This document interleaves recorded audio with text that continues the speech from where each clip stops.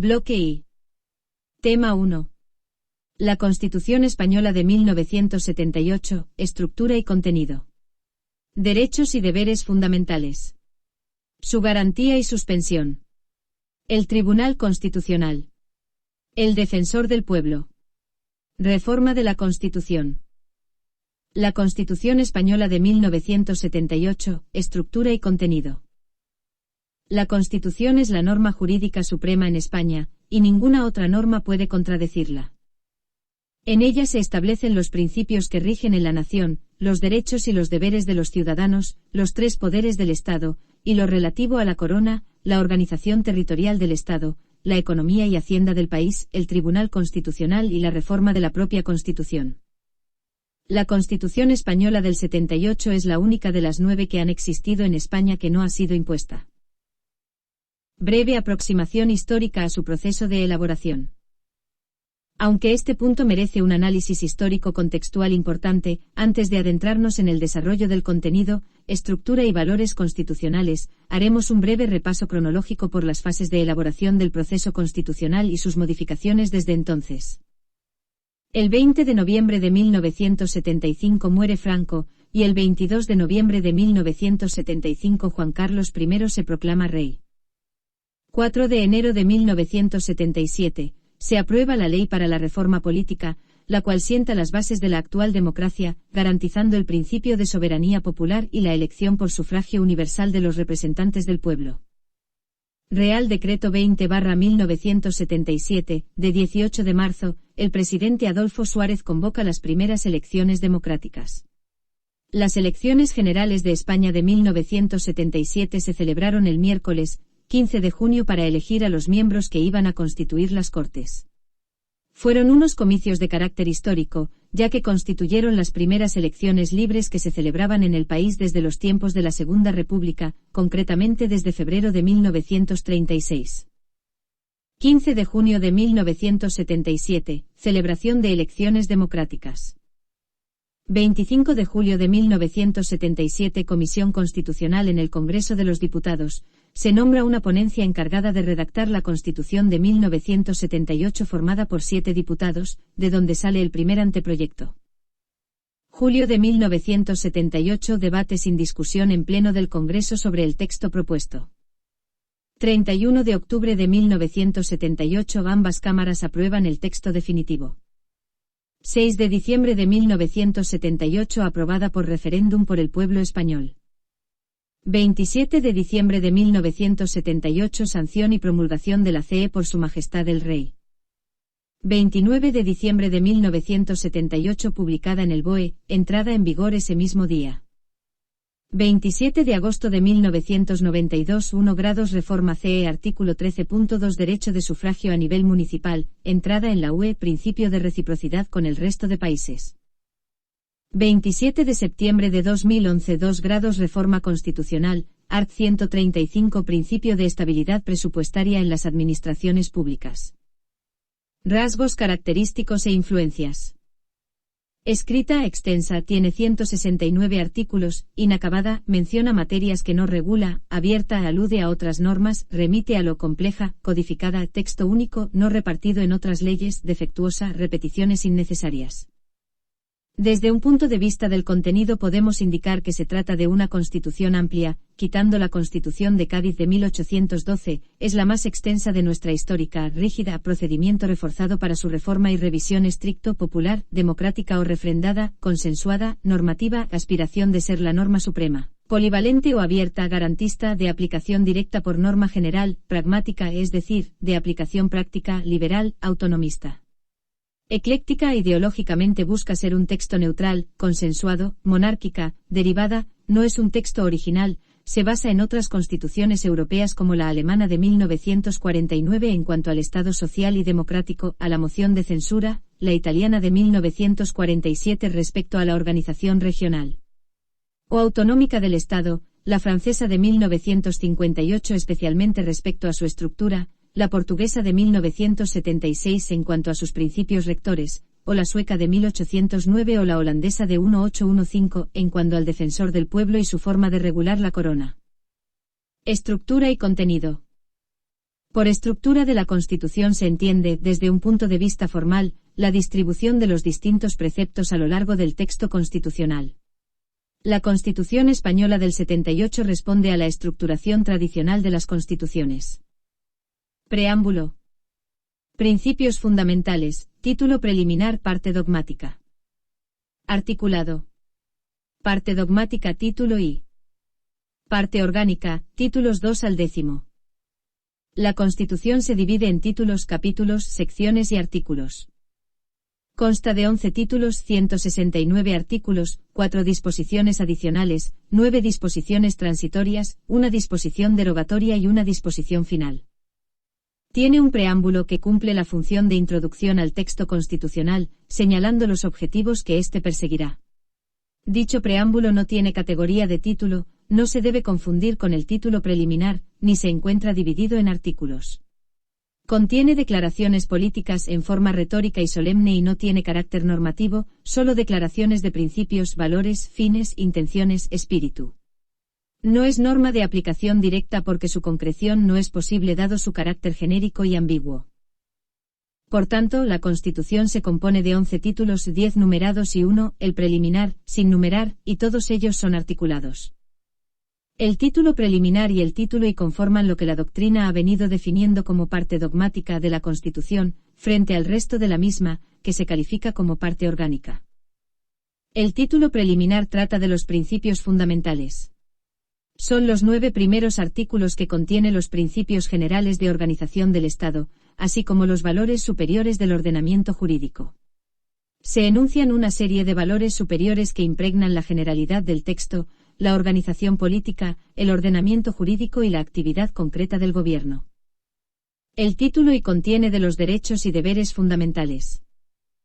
Con 46 artículos, este es el título más amplio de la Constitución. A lo largo de su articulado se reconocen y garantizan los derechos, deberes y libertades de los ciudadanos, así como la posible suspensión de los mismos. Está dividido en 5 capítulos. Capítulo primero, de los españoles y los extranjeros. Capítulo segundo, derechos y libertades. Sección 1. De los derechos fundamentales y de las libertades públicas. Sección 2. De los derechos y deberes de los ciudadanos. Capítulo tercero, de los principios rectores de la política social y económica. Capítulo cuarto, de las garantías de las libertades y derechos fundamentales. Capítulo quinto, de la suspensión de los derechos y libertades. Por su parte, todos los derechos se encuentran regulados en el título I de los derechos y deberes fundamentales, pero no en su capítulo primero, sino en el capítulo segundo, derechos y libertades, que a su vez, se divide en 2 secciones. En la sección I se encuentran regulados los derechos fundamentales, en la sección 2, los derechos y deberes de los ciudadanos, pero sin la categoría de fundamentales. El capítulo tercero se dedica a los principios rectores de la política social y económica, que si bien no disponen de la categoría de derechos, tienen gran importancia. Entre ellos se halla el derecho a la protección de la salud, art. 43. El capítulo cuarto de este extenso título I regula las garantías que tienen los derechos y principios expuestos en los capítulos anteriores para hacerlos efectivos. Por último, en el capítulo quinto se desarrollan los supuestos en que algunos de los derechos referidos pueden ser suspendidos a una colectividad de personas o a personas determinadas. El título 2 contiene de la corona. Regula la figura del rey, sus funciones, el juramento, la sucesión de la corona, la regencia, la tutela del rey, el refrendo a los actos del rey y el presupuesto y organización de la Casa Real.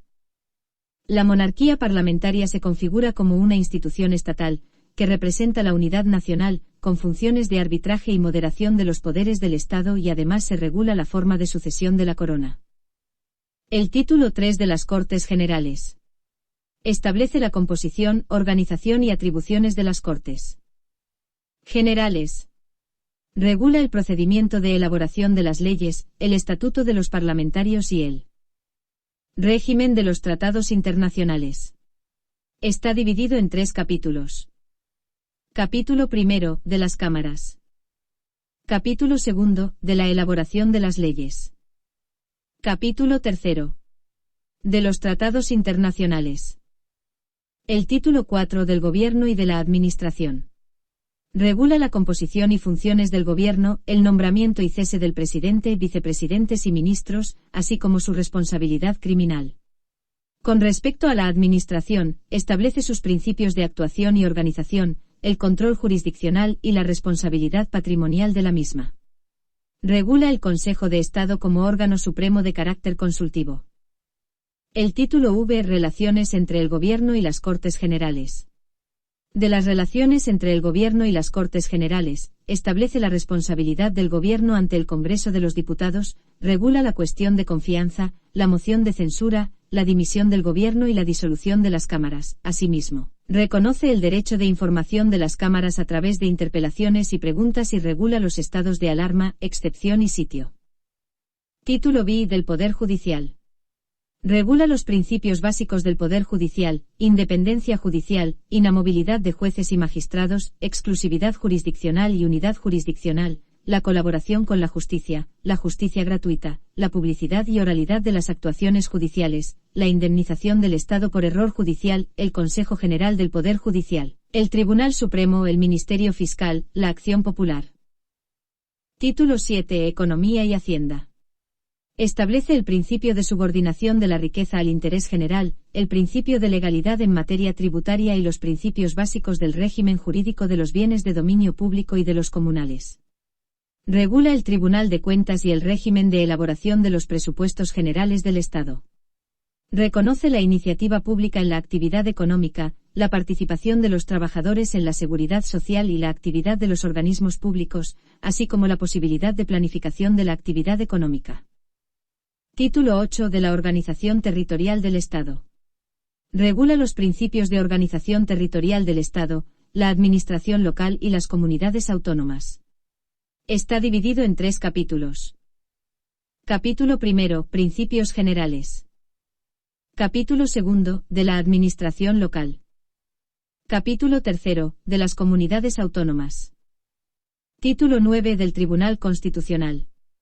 Regula la composición, estatuto y nombramiento de los miembros del Tribunal Constitucional, las competencias y funciones del mismo, la legitimación para la interposición de los recursos de inconstitucionalidad y de amparo y la cuestión de inconstitucionalidad. Título X. De la Reforma Constitucional. Establece el procedimiento de reforma de la Constitución así como los límites temporales para efectuarla. 4 disposiciones adicionales. 9 disposiciones transitorias. Disposición derogatoria. Disposición final. Las disposiciones adicionales y transitorias se refieren en su mayor parte a problemas de la ordenación territorial, y tan solo las transitorias 8ª y 9ª tienen en cuenta verdaderamente la transición del régimen establecido por la Ley para la Reforma Política al nuevo régimen establecido por la Constitución. Especial interés tiene la disposición derogatoria, en cuanto derogó la Ley para la Reforma Política, que había cumplido su misión, y las leyes fundamentales y Ley de Principios Fundamentales del Movimiento, Fuero de los Españoles y Fuero del Trabajo, Ley Constitutiva de las Cortes, Ley de Sucesión en la Jefatura del Estado, Ley Orgánica del Estado y Ley del Referéndum Nacional. Asimismo, deroga cuantas disposiciones se opongan a lo establecido en la Constitución. La disposición final determina la entrada en vigor de la Constitución el mismo día de su publicación en el BOE, y ordena su publicación en las demás lenguas de España. Los principios constitucionales y los valores superiores. La Constitución, norma jurídica fundamental del Estado, establece los principios por los que se rige la organización y funcionamiento de la comunidad política y contiene la regulación de los 3 elementos básicos para la organización de un Estado, la definición de aquellos valores y principios que impregnan la convivencia política en el seno del Estado, y fundamentan su régimen político. El reconocimiento y la garantía de los derechos, deberes y libertades fundamentales de los ciudadanos, esencia misma del régimen constitucional.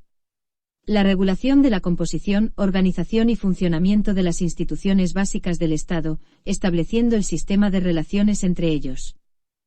Por otro lado, reconoce el sistema de división de poderes legislativo, ejecutivo y judicial, y junto a ellos establece una institución de carácter moderador, la Jefatura del Estado, encarnada en el Rey, y un órgano dedicado a controlar la constitucionalidad de las leyes y Tribunal Constitucional. Los principios constitucionales son los pilares sobre los que se asienta el sustrato político ideológico de la misma. Además de fundamentar los propios preceptos constitucionales, estos principios tienen un especial valor interpretativo. Precisamente por esta posición privilegiada dentro de la Constitución, los requisitos para su modificación resultan especialmente agravados. El preámbulo de la Constitución recoge los principios generales, el espíritu que se pretendía dar a nuestra Constitución, destacando que la nación española, deseando establecer la justicia, la libertad y la seguridad, promover el bien de cuantos la integran en uso de su soberanía, proclama su voluntad de garantizar la convivencia democrática dentro de la Constitución y de las leyes conforme a un orden económico y social justo. Consolidar un Estado de Derecho que asegure el imperio de la ley como expresión de la voluntad popular. Proteger a todos los españoles y pueblos de España en el ejercicio de los derechos humanos, sus culturas y tradiciones, lenguas e instituciones. Promover el progreso de la cultura y de la economía para asegurar a todos una digna calidad de vida. Establecer una sociedad democrática avanzada y colaborar en el fortalecimiento de unas relaciones pacíficas y de eficaz cooperación entre todos los pueblos de la tierra.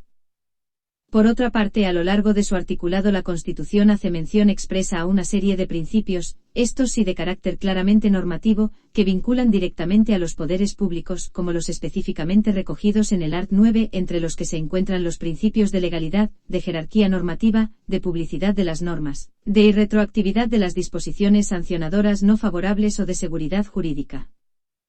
Además de estos principios del art. 9 existen otra serie de principios que podrían denominarse como constitucionales no básicos, incluidos también en el título preliminar, lenguas oficiales y su especial protección, art. 3, bandera, art. 4, capitalidad, art. 5, reconocimiento de partidos políticos como expresión del pluralismo político, art. 6, reconocimiento de los sindicatos de trabajadores y de las asociaciones empresariales, art. 7, y el papel de las Fuerzas Armadas, art. 8.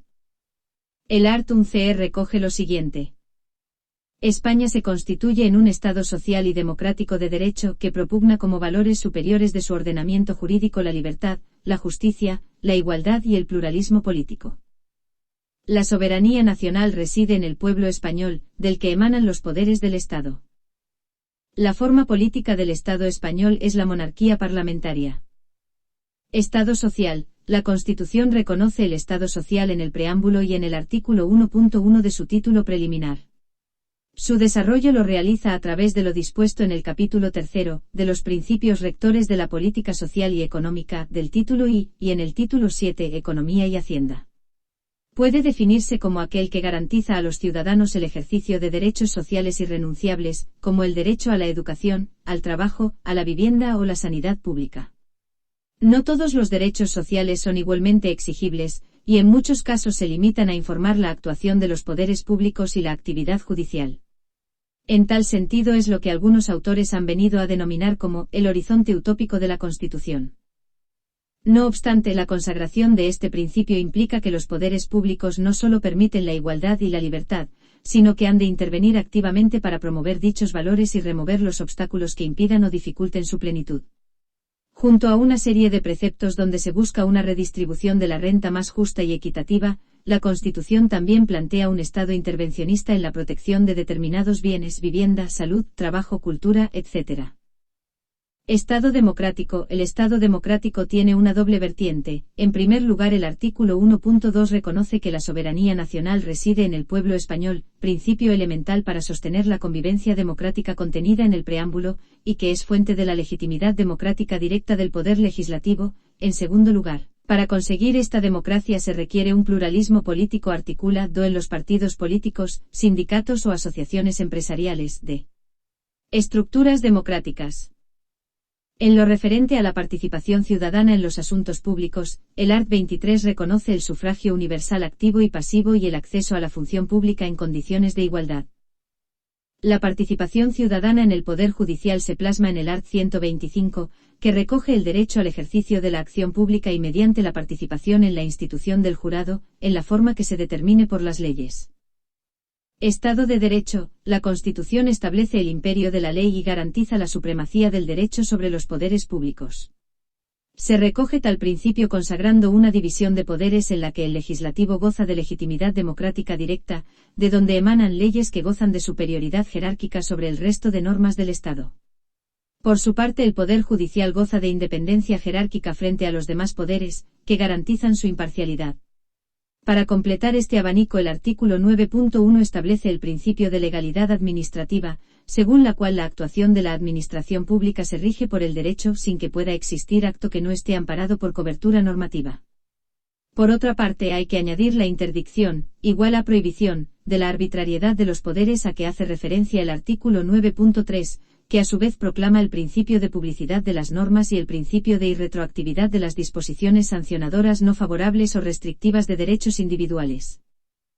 El artículo 1.1, tras proclamar que España se constituye como un Estado social y democrático de derecho, propugna como valores superiores de su ordenamiento jurídico la libertad, la justicia, la igualdad y el pluralismo político.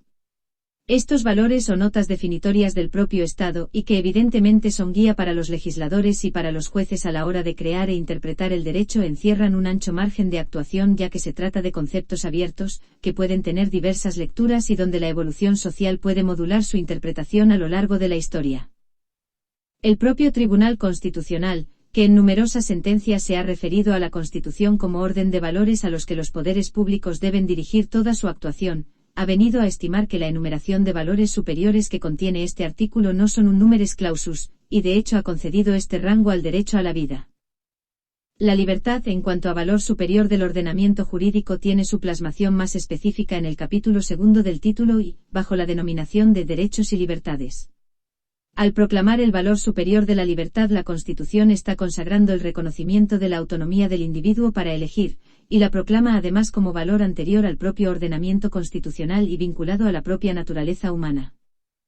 Así se reconoce expresamente el derecho a la libertad ideológica y religiosa, a la libre expresión, a la seguridad, a la residencia, y a la libre circulación, y corresponde a los poderes públicos promover las condiciones para que la libertad y la igualdad del individuo y de los grupos en que se integre sean reales y efectivas. Artículo 9.2. El valor libertad tiene por tanto dos grandes dimensiones, una organizativa, que se refleja en la propia organización de las instituciones del Estado, y otra directamente vinculada al estatus de las personas en esa organización social. El Tribunal Constitucional ha conectado este valor superior con el antiguo principio liberal de que a un ciudadano le está permitido todo lo que no está expresamente prohibido por el ordenamiento jurídico, cuando ha afirmado que este principio general de libertad autoriza a los ciudadanos a llevar a cabo todas aquellas actividades que la ley no prohíba o cuyo ejercicio subordine a requisitos o condiciones determinadas. Estas reglas profundas, que siguen siendo la base estructural de cualquier construcción de un Estado de Derecho, quedaron plasmadas en la Declaración de Derechos del Hombre y del Ciudadano de 1789, que en su art. 4 establecía que la libertad consiste en poder hacer todo lo que no perjudica a otro. Así, los derechos naturales de cada hombre no tienen otros límites que los que aseguran a los demás miembros de la sociedad el goce de esos mismos derechos. Estos límites no pueden ser determinados más que por la ley.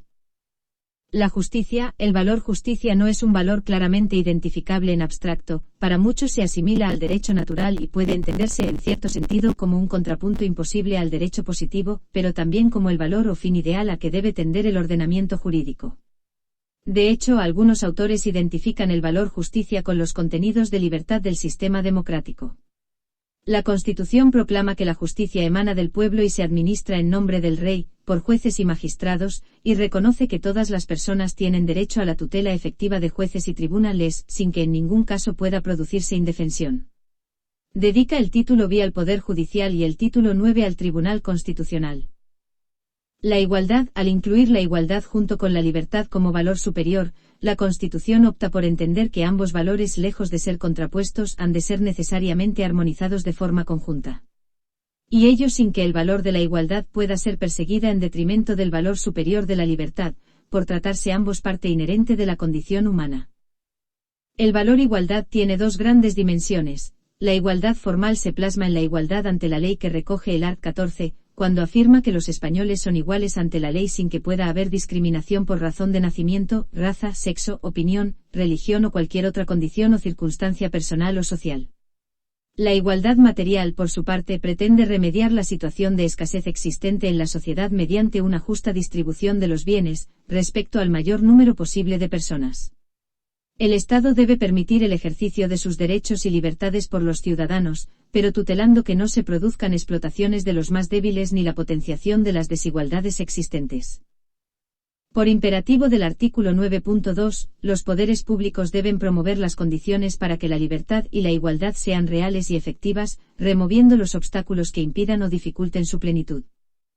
Además, todos los españoles tienen los mismos derechos y obligaciones en cualquier parte del territorio del Estado, art. 139. El pluralismo político. El pluralismo político es un concepto acuñado por el pensamiento liberal e incompatible con el régimen de partido único. No se trata de un valor de alcance tan general como los anteriores, si bien su inclusión en la Constitución se explica por el momento histórico en que la misma se redacta, y por el deseo de poner punto y final al régimen político de la dictadura franquista. Su reflejo más claro dentro del texto constitucional está en el art. 6, donde se afirma que los partidos políticos expresan el pluralismo político, concurren a la formación y manifestación de la voluntad popular. Sin embargo, en sentido más amplio, también se reconoce el pluralismo en general al regular el derecho a la autonomía de las nacionalidades y regiones, el pluralismo lingüístico, los sindicatos de trabajadores y las asociaciones empresariales, y por último el derecho de asociación. El Tribunal Constitucional ha asumido como función propia, fijar los límites dentro de los cuales pueden plantearse legítimamente las distintas opciones políticas pues, en términos generales, resulta claro que la existencia de una sola opción es la negación del pluralismo. Los principios relativos a la seguridad jurídica. Según el artículo 9.3, la Constitución garantiza el principio de legalidad, la jerarquía normativa, la publicidad de las normas, la irretroactividad de las disposiciones sancionadoras no favorables o restrictivas de derechos individuales, la seguridad jurídica, la responsabilidad y la interdicción de la arbitrariedad de los poderes públicos. Veamos cada uno de estos principios. A. Principio de legalidad. Con carácter general, el principio de legalidad equivale al principio del imperio de la ley. Una de las manifestaciones más importantes del principio de legalidad es el principio de reserva legal. La reserva legal es un principio por el cual determinadas materias han de ser reguladas forzosamente por una norma con rango de ley y, por tanto, atribuidas al Parlamento, sin que el Poder Ejecutivo pueda establecer disposiciones normativas sobre ellas. Las materias de reserva legal se establecen en la Constitución a través de múltiples preceptos que disponen que determinadas cuestiones sean reguladas por ley, bien ordinaria, bien orgánica. Por otra parte, el vigente art. 23 de la Ley del Gobierno, Ley 50/97 de 27 de noviembre, señala que los reglamentos no podrán regular materias objeto de reserva de ley, ni infringir normas con dicho rango. Además, sin perjuicio de su función de desarrollo o colaboración con respecto a la ley, no podrán tipificar delitos, faltas o infracciones administrativas, establecer penas o sanciones, así como tributos, cánones u otras cargas o prestaciones personales o patrimoniales de carácter público. B. Principio de jerarquía normativa. El principio de jerarquía normativa significa cuanto sigue. Las leyes solo se derogan por otras posteriores. La Administración no puede dictar reglamentos contrarios a la Constitución o a las leyes. Ningún reglamento puede vulnerar los preceptos de otro de grado superior. Las disposiciones administrativas de carácter general de la Administración del Estado se deben ajustar a la siguiente jerarquía normativa. 1. Decretos. Segunda, órdenes acordadas por las comisiones delegadas del Gobierno. Tercera, órdenes ministeriales. Cuarta, disposiciones de autoridades y órganos inferiores, según el orden de su respectiva jerarquía. El principio de jerarquía normativa debe completarse con el principio de competencia. El principio de jerarquía normativa opera dentro del sistema normativo del Estado y también dentro de cada uno de los sistemas normativos autonómicos, pero no en las relaciones de las normas de los diversos sistemas entre sí. Así, una ley del Estado es superior a un reglamento del Consejo de Ministros, como una ley de Parlamento Vasco es superior a un reglamento del Gobierno vasco, pero la ley del Estado no es superior ni inferior a una ley del Parlamento vasco, ni a un reglamento de su gobierno, tampoco hay relación de jerarquía entre las leyes y reglamentos de Cataluña y Aragón. La competencia y no la jerarquía es el principio ordenador de las relaciones entre sistemas normativos distintos. C. Principio de publicidad de las normas. Conviene decir acerca de este principio constitucional. El Rey sancionará en el plazo de 15 días las leyes aprobadas por las Cortes Generales, y las promulgará y ordenará su inmediata publicación, art. 91 de la Constitución. Las leyes entrarán en vigor a los 20 días de su completa publicación en el Boletín Oficial del Estado, si en ellas no se dispone otra cosa. Artículo 2.1 del Código Civil. Para que produzcan efectos jurídicos, las disposiciones administrativas habrán de publicarse en el Diario Oficial que corresponda, art. 131, 1 de la Ley 39/2015, de 1 de octubre del Procedimiento Administrativo Común de las Administraciones Públicas. De principio de irretroactividad de las normas sancionadoras desfavorables y restrictivas de los derechos.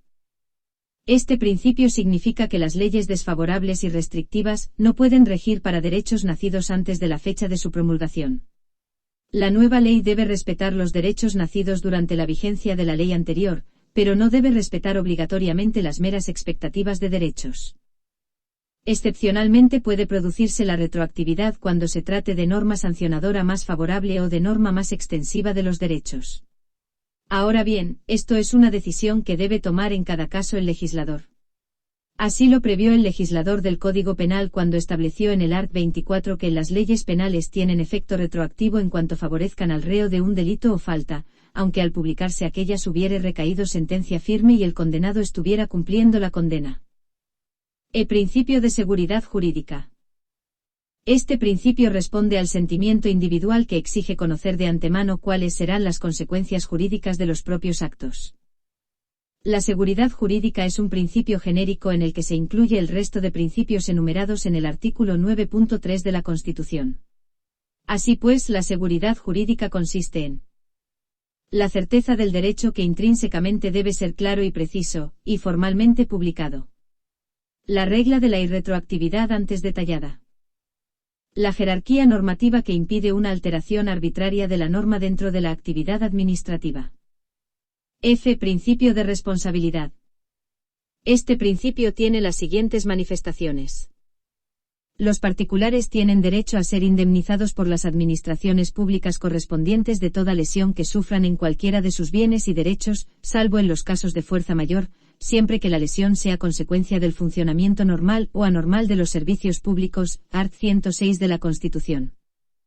Para hacer efectiva esta responsabilidad patrimonial, los particulares exigirán directamente a la administración pública correspondiente las indemnizaciones por los daños y perjuicios causados por las autoridades y personal a su servicio. Los daños causados por error judicial, así como los que sean consecuencia del funcionamiento anormal de la Administración de Justicia, darán derecho a una indemnización a cargo del Estado, conforme a la Ley, art. 121 de la Constitución. G. Principio de interdicción de la arbitrariedad. Este principio significa la prohibición de trato desigual no razonable. El Tribunal Constitucional ha matizado fundamentalmente este principio en relación con la actividad legislativa.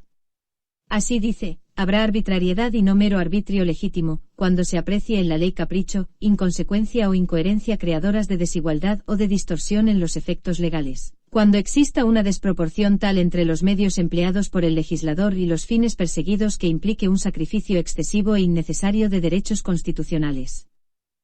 Derechos y deberes fundamentales. La Constitución de 1978 desarrolla el catálogo de derechos fundamentales más amplia del constitucionalismo histórico español. La doctrina coincide en que se trata de una enumeración abierta, que permite la posible inclusión de nuevos derechos fundamentales, siempre que sean inherentes a la dignidad de la persona. Podemos definir a los derechos fundamentales, siguiendo a Peces Barba, como la facultad que la norma atribuye a la persona en la referente a su vida, su libertad, la igualdad, la participación política o social o cualquier otro aspecto fundamental que afecte su desarrollo integral como persona, en una comunidad de hombres libres, exigiendo el respeto de los demás hombres, de los grupos sociales y del Estado, con posibilidad de poner en marcha el aparato coactivo del Estado en caso de infracción. La jurisprudencia del Tribunal Constitucional ha venido a reconocer la naturaleza dualista de los derechos fundamentales, ya que en una primera vertiente son derechos subjetivos a favor de las personas que tienen como sujeto pasivo a los poderes públicos, pero que por otro lado, también son valores que configuran el sistema político, legitimándolo frente al ciudadano. Por su parte, la Constitución hace de los derechos fundamentales un cuerpo constitucional con rasgos muy concretos. Tiene proyección sobre el resto del ordenamiento y fundamentan el orden político, y por lo tanto de eficacia no discutible. Recoge derechos subjetivos beneficiados de una especial y enérgica protección, y que son directamente aplicables. Aportan un criterio especial de interpretación de conformidad con la Declaración Universal de Derechos Humanos y los tratados y acuerdos internacionales sobre la materia, ratificados por España. Los derechos fundamentales y libertades públicas recogido en el título I de los derechos y deberes fundamentales están regulados en la sección primera del capítulo segundo, que comprende los artículos 15 a 29 del texto constitucional y constituyen el núcleo central de la Declaración Constitucional de Derechos, que gozan del máximo nivel de protección jurídica y para los cuales existe una garantía añadida de reserva de ley orgánica para el desarrollo normativo de los mismos. Por su vulneración se puede acudir al recurso de amparo ante el Tribunal Constitucional. Tenemos como introducción el artículo 10 de la Constitución, que establece lo siguiente. Artículo 10. 1. La dignidad de la persona, los derechos inviolables que le son inherentes, el libre desarrollo de la personalidad, el respeto a la ley y a los derechos de los demás son fundamento del orden político y de la paz social.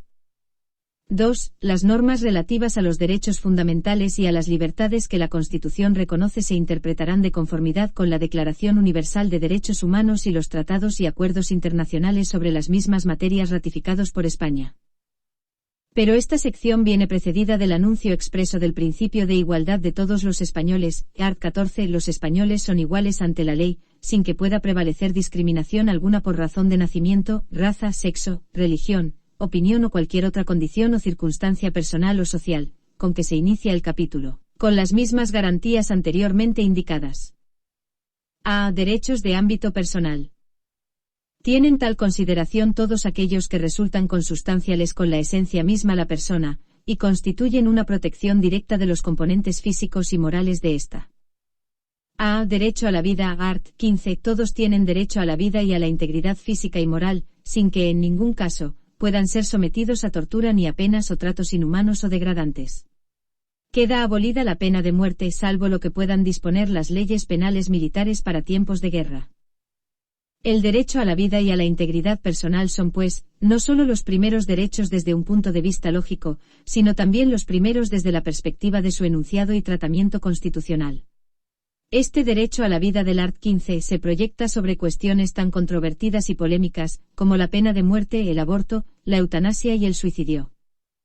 La Ley Orgánica Noviembre de 1995, de 27 de noviembre, sobre la abolición de la pena de muerte en tiempos de guerra, ha venido a erradicar totalmente de nuestro derecho las referencias que aún quedaban sobre el tema en el Código Penal Militar. La interrupción voluntaria del embarazo quedó despenalizada a través de la Ley Orgánica 9/1985, en 3 supuestos: grave peligro para la vida o la salud física o psíquica de la embarazada, en caso de violación previamente denunciada, o graves taras físicas o psíquicas del feto. Actualmente la interrupción voluntaria del embarazo está regulada en la Ley Orgánica 2/2010, de 2 de marzo, de salud sexual y reproductiva e interrupción voluntaria del embarazo. En cuanto a la disponibilidad sobre la propia vida, pese a corrientes de opinión y doctrinales contrapuestas, el Tribunal Constitucional ha venido a declarar que hay que entenderla dentro del derecho positivo a la vida, lo que impide pueda configurarse como un derecho a la libertad que incluya el derecho a la propia muerte sin perjuicio de reconocer que, siendo la vida un bien de la persona que se integra en el círculo de su libertad, pueda aquella fácticamente disponer sobre su propia muerte. La sentencia 120/1990, de 28 de junio, sobre la huelga de hambre los presos del Grapo, ha venido a marcar esa declaración y la posición del Tribunal Constitucional en la materia. Por otra parte, dentro del derecho a la vida se incluye el derecho a la integridad física y moral que garantiza el art. 15 mediante la prohibición al sometimiento de torturas. La protección de este derecho tiene un antecedente remoto en la Constitución de 1812, y es materia de especial relevancia en acuerdos internacionales, unos de ámbito global como la Declaración Universal de Derechos Humanos de 1948. Y otros de ámbito europeo como el Convenio Europeo para la Protección de los Derechos Humanos y de las Libertades Públicas de 1950, y el Convenio Europeo para la Prevención de la Tortura y de las Penas o Tratos Inhumanos o Degradantes de 1987. B. Derecho a la libertad de ideología y de religión. Art. 16. Se garantiza la libertad ideológica, religiosa y de culto de los individuos y de las comunidades sin más limitación, en sus manifestaciones, que las necesarias para el mantenimiento del orden público protegido por la ley. Nadie podrá ser obligado a declarar sobre su ideología, religión o creencias. Ninguna confesión tendrá carácter estatal. Los poderes públicos tendrán en cuenta las creencias religiosas de la sociedad española y mantendrá las consiguientes relaciones de cooperación con la Iglesia Católica y demás confesiones. Esta libertad ideológica desde el punto de vista constitucional exige la máxima amplitud en su ejercicio y no debe considerarse como una mera libertad interior, sino que debe ser considerada como la proyección externa de esa libertad. La Constitución proclama el Estado laico, artículo 16.3, y al mismo tiempo la libertad religiosa, artículo 16.1. Esto entraña la proclamación de dos principios, de un lado de libertad religiosa entendida como un derecho subjetivo de carácter fundamental, y de otra, de igualdad entre todos los ciudadanos con independencia de su religión, cuya consecuencia es la no confesionalidad del Estado, y el mandato de cooperación con todas las confesiones con arraigo en la sociedad. C. Derecho a la libertad y seguridad, art. 17. Toda persona tiene derecho a la libertad y a la seguridad. La detención preventiva no podrá durar más tiempo que el estrictamente necesario para la realización de las averiguaciones tendentes al esclarecimiento de los hechos, y en todo caso, en el plazo máximo de 72 horas, el detenido deberá ser puesto en libertad o a disposición de la autoridad judicial. Toda persona detenida debe ser informada de forma inmediata, y de modo que le sea comprensible, de sus derechos y de las razones de su detención, no pudiendo ser obligada a declarar. Se garantiza la asistencia de abogado al detenido en las diligencias policiales y judiciales, en los términos que la ley establezca. La ley regulará un procedimiento de habeas corpus para producir la inmediata puesta a disposición judicial de toda persona detenida ilegalmente. Asimismo, por ley, se determinará el plazo máximo de duración de la prisión provisional. Esta seguridad personal no se debe confundir con la seguridad jurídica garantizada en el artículo 9.3, ni los derechos del detenido con el supuesto previsto en el art. 24, de tutela judicial efectiva. Una de las técnicas de protección de los derechos fundamentales, y más concretamente el derecho a la libertad personal, es la institución del habeas corpus. El habeas corpus es una institución propia del derecho anglosajón, de antigua tradición, pero que tampoco es extraño al derecho histórico español, donde también gozaba de cierta raigambre y cuyo procedimiento se encuentra regulado en España por Ley Orgánica 6/1984, de 24 de mayo. B. Derechos de la esfera privada. Mantienen una estrecha relación con los derechos de ámbito personal, formando un conjunto en el que el individuo se mueve libremente. Art. 18.1 Derecho al honor, a la intimidad personal y familiar y a la propia imagen. Art. 18.2 Derecho a la inviolabilidad del domicilio. Ninguna entrada o registro se podrá hacer sin consentimiento o resolución judicial, salvo caso de flagrante delito. Este derecho, de amplia tradición en el constitucionalismo español, es básicamente un derecho que corresponde al individuo, es decir, a las personas físicas, pero que ha ido derivando y actualmente se otorga también a las personas jurídicas. La idea de domicilio que se recoge en este artículo hay que entenderla en sentido amplio, y la prohibición de entrar en sentido estricto, con independencia de que esto produzca o no consecuencias o daños. Art. 18.3 Secreto de las comunicaciones. Salvo resolución judicial se garantiza el secreto a las comunicaciones, y en especial las postales, telegráficas y telefónicas. Art. 18.4 La ley limitará el uso de la informática para garantizar el honor y la intimidad personal y familiar de los ciudadanos, garantizando el pleno ejercicio de sus derechos. La protección de este tipo de materia se produce en doble vertiente: en el ámbito penal, injurias, calumnias, etc., pero básicamente en el ámbito civil, donde se contemplan en la Ley Orgánica 1/1982, de 5 de mayo, de protección civil del derecho al honor, la intimidad y la propia imagen. A tenor de lo que se deduce de ello, se podrían conceptuar estos derechos como derechos relativos, ya que su protección viene delimitada por las leyes y los usos sociales y será el juzgador el que acabará determinando la esfera de protección de cada uno de ellos. Art. 19 Libertad de residencia y desplazamiento. Los españoles tienen libertad de elegir su residencia y a circular por el territorio nacional, así como a salir y entrar libremente de España en los términos que la ley establezca, y que no podrá ser limitado por motivos políticos o ideológicos. Este derecho cuenta con una restricción que afecta a la libre circulación, en los desplazamientos de extranjeros por España, que se encuentra básicamente regulada por la Ley de Extranjería, pero que ha sido ampliamente justificada por el Tribunal Constitucional al entender que este derecho no es imprescindible para garantizar la dignidad humana.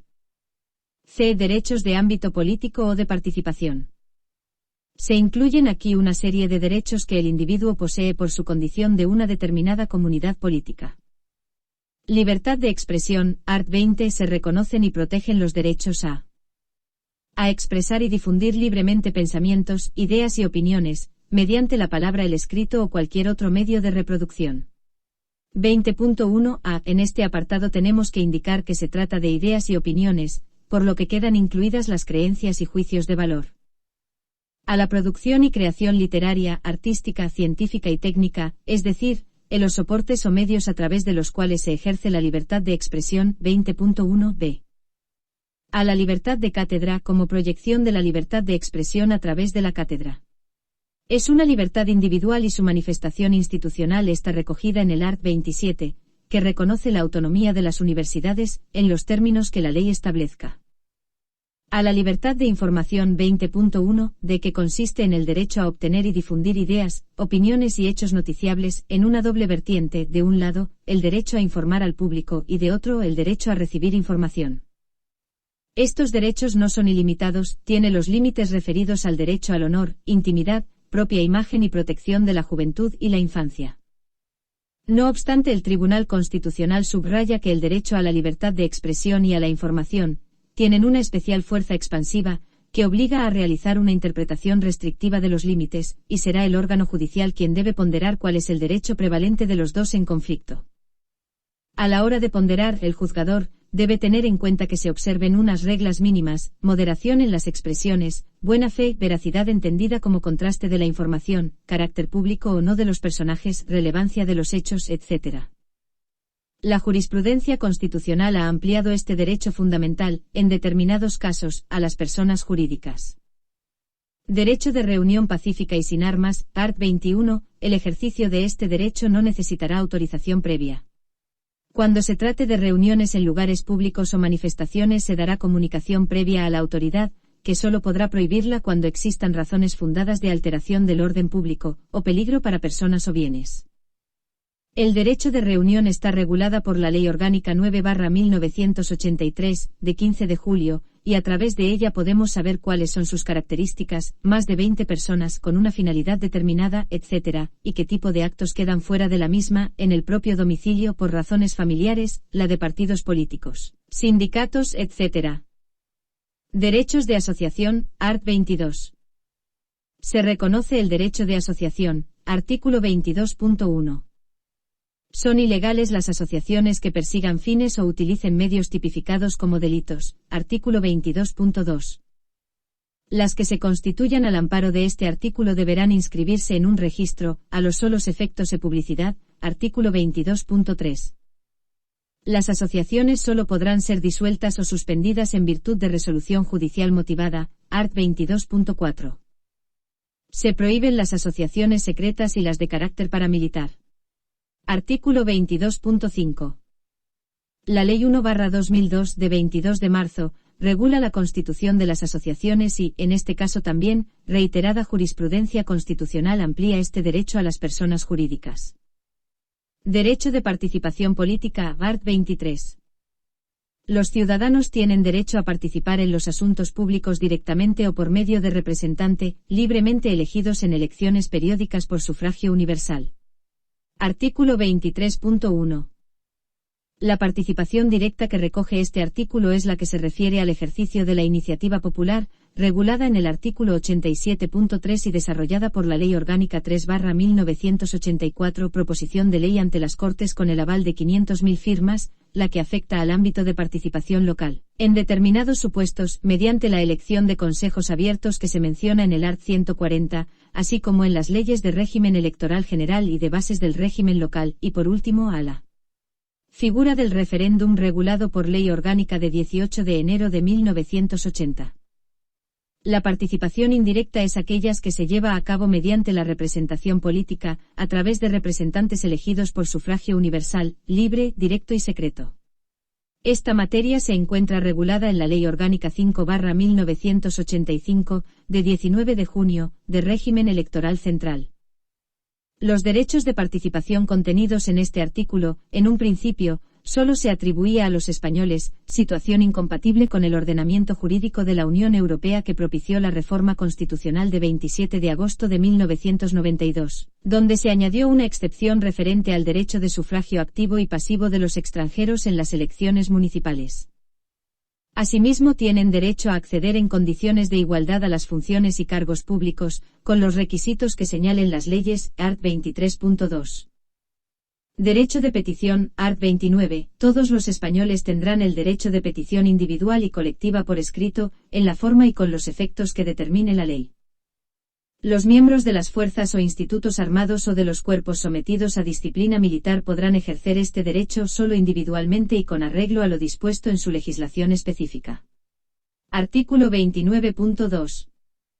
El desarrollo del derecho de petición se encuentra regulado básicamente en la Ley 4/01, de 12 de noviembre.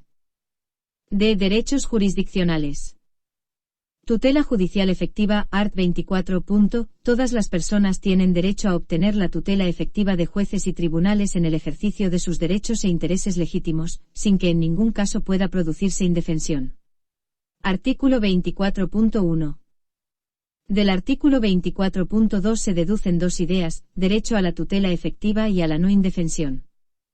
La tutela efectiva comprende los siguientes derechos: derecho al juez ordinario predeterminado por ley, pudiendo ser recusado en caso de no idoneidad, derecho de defensa y a la asistencia letrada, debiendo ser gratuita y de oficio en aquellos casos en que siendo obligatoria la asistencia letrada, dentro del ámbito penal, el acusado no la haya designado, derecho a un proceso público con luz y taquígrafo, y derecho a un proceso sin dilaciones ni demoras. El Tribunal Constitucional ha sentenciado que la justicia tardía equivale a una falta de tutela judicial efectiva. Los derechos de garantía y no indefensión recogen el derecho a utilizar medios de prueba necesarios para su defensa, derecho a no declarar contra sí mismo y a no declararse culpable. La culpabilidad o inocencia de un acusado debe deducirse del propio proceso, y el derecho a la presunción de inocencia. La carga de la prueba debe de pesar sobre la acusación, sin que nadie tenga que probar su propia inocencia. La ley regulará los casos en que por razón de parentesco o de secreto profesional no se estará obligado a declarar sobre hechos presuntamente delictivos. Nadie puede ser condenado o sancionado por acciones y omisiones que en el momento de producirse no constituyan delito, falta o infracción administrativa, según la legislación vigente en aquel momento, art. 25. Las penas privativas de libertad y las medidas de seguridad estarán orientadas hacia la reeducación y reinserción social y no podrán consistir en trabajos forzados. El condenado a pena de prisión tendrá derechos, entre otros, al acceso a la cultura y al desarrollo integral de su personalidad. Se prohíben los tribunales de honor en el ámbito de la administración civil y de las organizaciones profesionales, art. 26. Derechos en el ámbito socioeconómico. Se recogen en este apartado una serie de derechos que tienen por objeto reequilibrar las situaciones de desequilibrio que se producen en el marco de la sociedad de cualquier Estado. Libertad de enseñanza, art. 27. Todos tienen derecho a la educación. La educación tendrá por objeto el pleno desarrollo de la personalidad humana en el respecto a los principios democráticos de convivencia y a los derechos y libertades fundamentales. La enseñanza básica es obligatoria y gratuita. Los poderes públicos garantizan el derecho de todos a la educación. 27.1, mediante una programación general de la enseñanza. 27.5, con participación efectiva de todos los sectores afectados y la creación de centros docentes. 27.6, los profesores, los padres y, en su caso, los alumnos intervendrán en el control y gestión de todos los centros sostenidos por la Administración con fondos públicos, en los términos que la ley establezca. Se reconoce la autonomía de las universidades en los términos que la ley establezca. 27.10. Este genérico derecho a la educación tiene además un componente concreto de prestación, al menos para los niveles básicos, en cuanto a obligatoriedad y gratuidad. Libertad de sindicación, artículo 28.1, todos tienen derecho a sindicarse libremente. La ley podrá limitar o exceptuar el ejercicio de este derecho a las fuerzas o institutos armados o a los demás cuerpos sometidos a disciplina militar y regulará las peculiaridades de su ejercicio para los funcionarios públicos. La libertad sindical comprende el derecho a fundar sindicatos y a afiliarse al de su elección, así como el derecho de los sindicatos a formar confederaciones y a fundar organizaciones sindicales internacionales o afiliarse a las mismas. Nadie podrá ser obligado a afiliarse a un sindicato. La libertad sindical está regulada en la Ley Orgánica de Libertad Sindical. A tenor de lo dispuesto en la propia Constitución y en la ley orgánica que la desarrolla, la libertad sindical hay que contemplarla desde una doble vertiente, de un lado, como el reconocimiento de derechos que corresponde a los trabajadores individualmente considerados, y de otro el reconocimiento de derechos colectivos que no corresponden al trabajador individual, sino al sindicato ya creado. Derecho a la huelga. Artículo 28.2. Se reconoce el derecho a la huelga de los trabajadores para la defensa de sus intereses. La ley que regule el ejercicio de este derecho establecerá las garantías precisas para asegurar el mantenimiento de los servicios esenciales de la comunidad. La Constitución española reconoce el derecho de huelga individualmente a los trabajadores, pero su ejercicio no es individual sino colectivo. La consideración de un servicio como esencial no puede suponer la supresión del derecho de huelga de los trabajadores. La huelga se presenta por tanto como un instrumento de presión de los trabajadores contra la patronal y no contra la sociedad en su conjunto, por lo que no tiene cobertura legal la huelga política. Su garantía y suspensión. Los derechos y libertades reconocidos en el capítulo segundo vinculan a todos los poderes públicos. Solo por ley, que en todo caso debe respetar su contenido esencial, podrá regularse el ejercicio de tales derechos y libertades que se tutelaran de acuerdo con lo previsto en el artículo 161.1. Artículo 53.1. En base a ello, todos los poderes públicos, no solo en funciones legislativas o reglamentarias, sino a la hora de realizar actos de cualquier tipo, quedan obligados a respetar los citados derechos. La Constitución establece una reserva de ley para cualquier regulación que se pretenda sobre la materia. No obstante, estos derechos, sin necesidad de desarrollo legislativo, son inmediatamente exigibles ante jueces y tribunales, y esto es así porque su regulación constitucional le confiere unas notas características que los definen, los identifican frente a otros derechos, y establece sus elementos esenciales aun cuando no hayan tenido desarrollo reglamentario alguno. Este núcleo irreductible y diferenciado de cada derecho es lo que la Constitución española denomina como contenido esencial.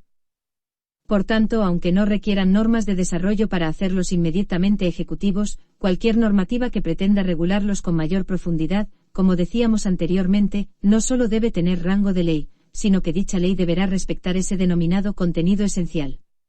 Su incumplimiento podría dar lugar a su declaración de inconstitucionalidad por el Tribunal Constitucional, a la intervención de la institución del Defensor del Pueblo, art. 54 como elemento de garantía, y su posible impugnación ante el Tribunal Europeo de los Derechos Humanos.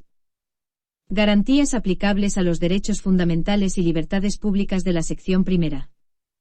Además de las garantías que con carácter general se recogen para todo lo dispuesto en el capítulo segundo, las libertades y derechos recogidos en la sección primera, y lo dispuesto en el art. 14, gozan de un sistema de garantías privilegiado, por el que cualquier ciudadano podrá reclamar ante los tribunales la tutela de sus derechos y libertades, por un procedimiento basado en los principios de preferencia y sumariedad, o en su caso a través del recurso de amparo ante el Tribunal Constitucional. Este recurso será aplicable también a la objeción de conciencia reconocida en el artículo 30 y artículo 53.2. Para el desarrollo o regulación de este tipo de derechos, existe una reserva de ley, en este caso agravada, solo puede salir del Parlamento, mediante reserva de ley orgánica. Supuestos excepcionales de suspensión de los derechos fundamentales. De acuerdo con el artículo 116 de la Constitución, una ley orgánica regulará los estados de alarma, de excepción y de sitio, y las competencias y limitaciones correspondientes. Esta situación excepcional se regula en una ley orgánica, la Ley 4/1981, de 1 de junio, reguladora de los estados de alarma, excepción y sitio, 3 estados en los que pueden suspenderse algunos de los derechos fundamentales. Como idea común a los 3 estados tenemos que procede la declaración de los estados de alarma, excepción o sitio cuando circunstancias extraordinarias hagan imposible el mantenimiento de la normalidad mediante los poderes ordinarios de las autoridades competentes.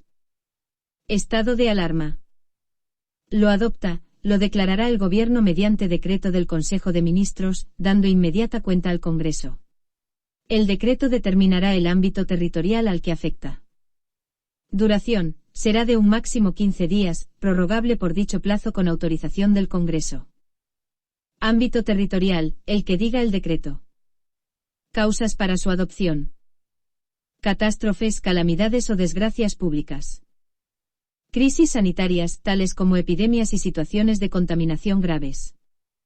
Paralización de servicios públicos esenciales para la comunidad, cuando no se garantice el derecho a la huelga con los correspondientes servicios mínimos.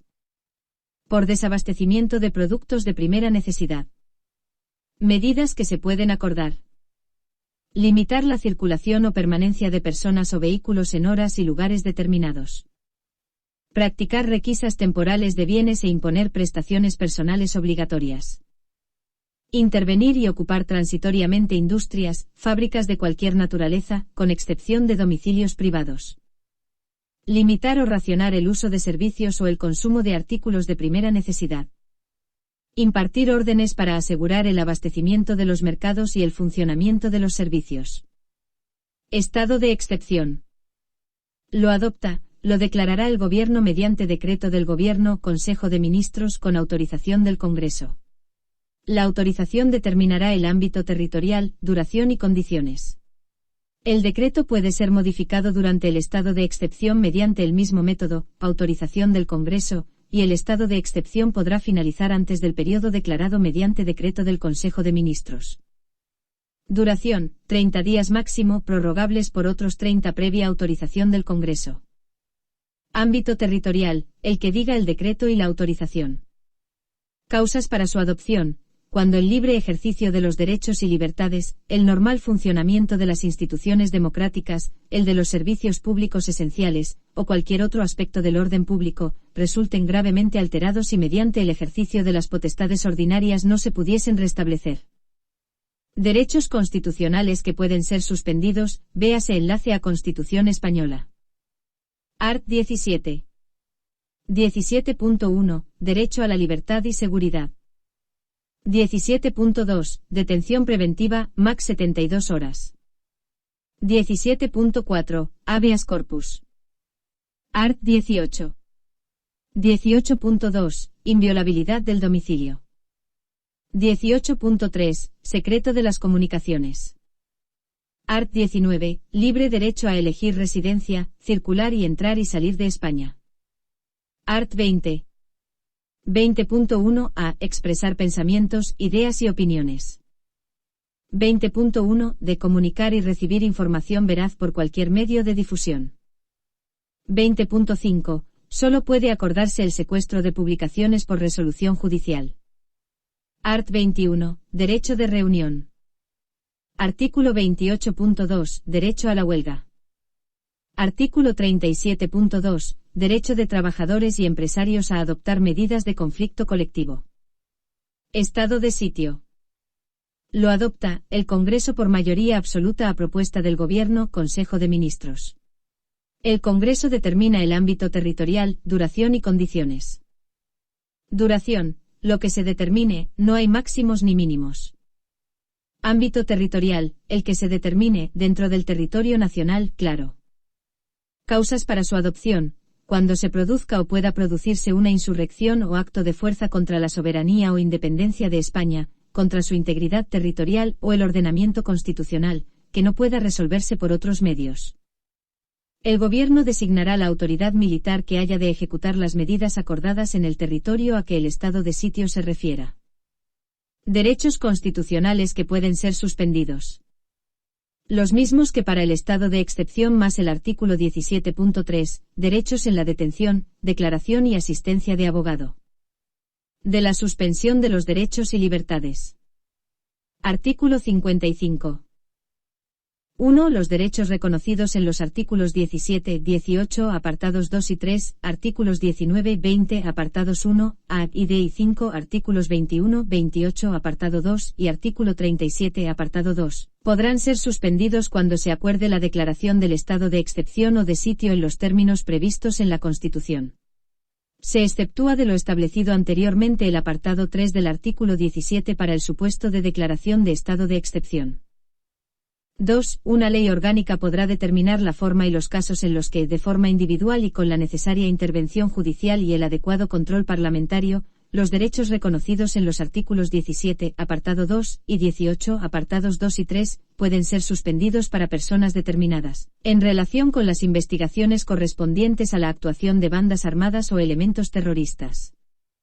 La utilización injustificada o abusiva de las facultades reconocidas en dicha ley orgánica producirá responsabilidad penal, como violación de los derechos y libertades reconocidos por las leyes. El Tribunal Constitucional. El Tribunal Constitucional TC en adelante es un órgano constitucional, por tanto, no es un poder básico del Estado sino un órgano constitucional, previsto en el título 9 de la Constitución Española de 1978 en sus artículos 159 al 165, ambos inclusive. El artículo 165 CE prevé que mediante ley orgánica se regule la composición y funcionamiento del TC. Es la Ley Orgánica 2/1979, de 3 de octubre LOC en adelante.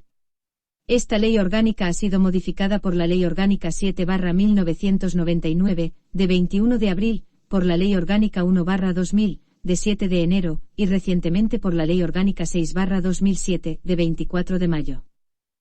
El artículo 1 LOC define al TC como intérprete supremo de la Constitución, es independiente de todos los demás órganos constitucionales y está sometido solo a la Constitución y a la presente ley orgánica. Además, es único en su orden y extiende su jurisdicción a todo el territorio nacional. Ello quiere decir que el TC es el único órgano jurisdiccional para resolver controversias relativas a la Constitución.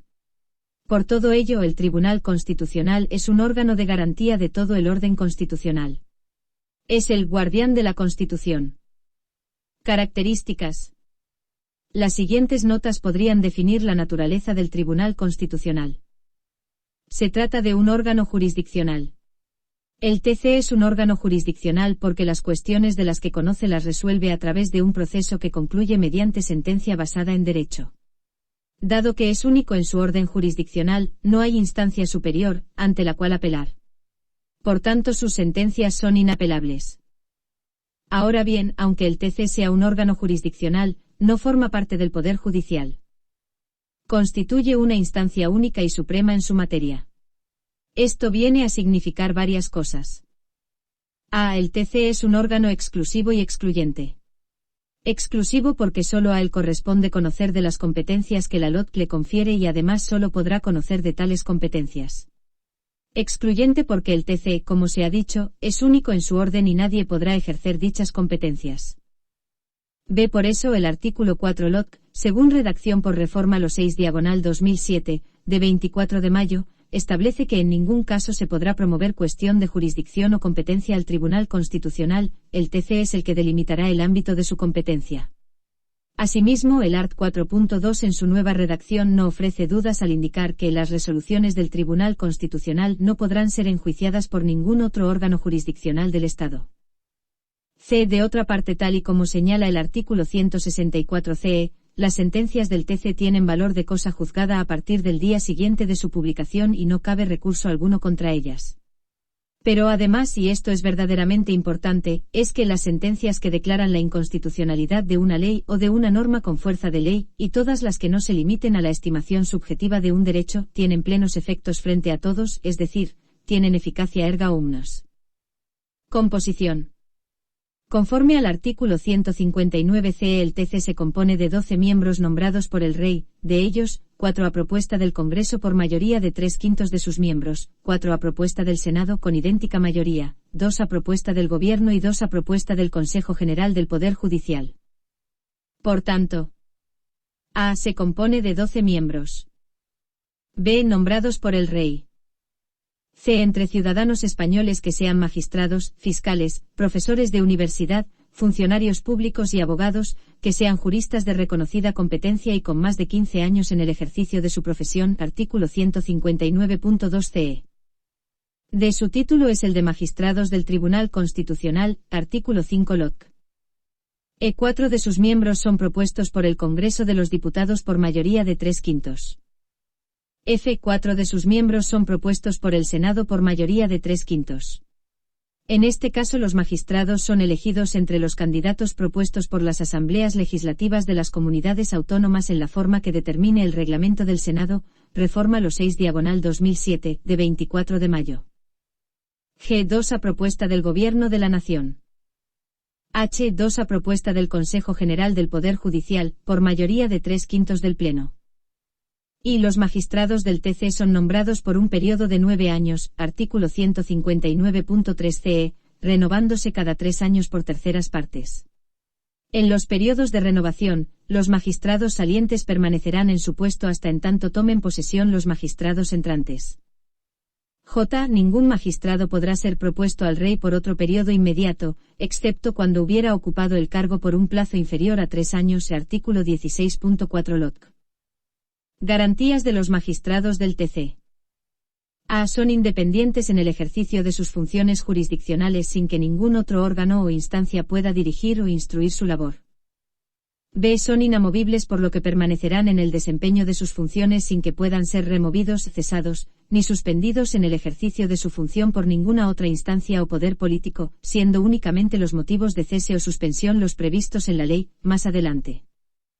C. Gozarán de inviolabilidad por lo que no podrán ser perseguidos por las opiniones que hayan emitido en el ejercicio de sus funciones. D. La responsabilidad criminal de los magistrados del Tribunal Constitucional solo será exigible ante la Sala de lo Penal del Tribunal Supremo. Fuero especial. Incompatibilidades de los magistrados del TC. Conforme a lo dispuesto en el artículo 159.4 CE, la condición de miembro del Tribunal Constitucional es incompatible, con todo mandato representativo, con los cargos políticos o administrativos, con el desempeño de funciones directivas en un partido político o en un sindicato y con el empleo al servicio de los mismos, con el ejercicio de las carreras judicial y fiscal, y con cualquier actividad profesional o mercantil. En lo demás, los miembros del Tribunal Constitucional tendrán las incompatibilidades propias de los miembros del Poder Judicial. En particular, el artículo 19 LOC señala que los magistrados del Tribunal Constitucional, por razón de la especialidad e importancia de la función que desempeñan, presentan incompatibilidad con el ejercicio de las siguientes funciones. A. Defensor del pueblo. B. Diputado o senador de las Cortes Generales. C. Cualquier cargo público o administrativo del Estado, comunidades autónomas, provincias y otras entidades locales. D. Carrera judicial o fiscal.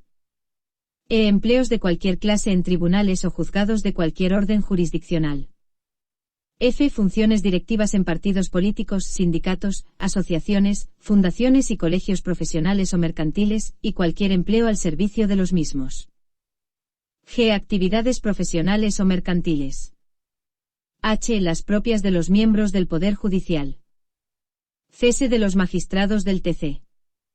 Los magistrados del Tribunal Constitucional cesan por renuncia expresa aceptada por el presidente del Tribunal Constitucional.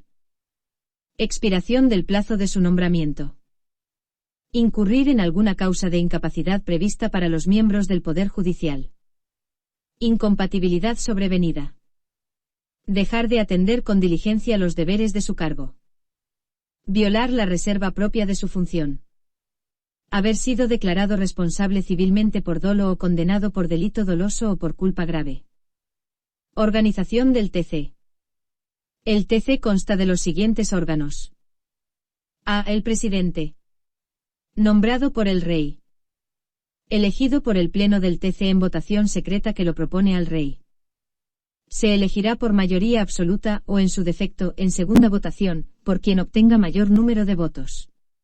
En caso de empate se efectuará una tercera votación, y si se repite el empate, será presidente el de mayor antigüedad como magistrado del TC y en caso de igualdad, el de mayor edad. Se nombrará por un periodo de 3 años, pudiendo ser reelegido una sola vez. Preside el TC y la Sala Primera. B. El vicepresidente. Elegido de la misma forma que el presidente por igual periodo. Sustituye al presidente en caso de ausencia, vacante u otro motivo legal. Preside la Sala Segunda. C. El Pleno. Compuesto por todos los magistrados del TC. Lo preside el presidente del TC y, en su defecto, el vicepresidente. A falta de ambos, el magistrado de más antigüedad, y en caso de igualdad, el de mayor edad. D. Las salas. El TC consta de 2 salas, cada una compuesta por 6 magistrados nombrados por el Pleno de Tribunal. El presidente del tribunal lo es también de la Sala Primera, que presidirá en su defecto el magistrado más antiguo y en caso de igual antigüedad, el de mayor edad. El vicepresidente del tribunal presidirá la Sala Segunda, y en su defecto se seguirá el orden antes mencionado. Las salas del tribunal conocerán de los asuntos que, atribuidos a la justicia constitucional, no sean de la competencia del Pleno, son las salas las que conocen, por ejemplo, de los recursos de amparo.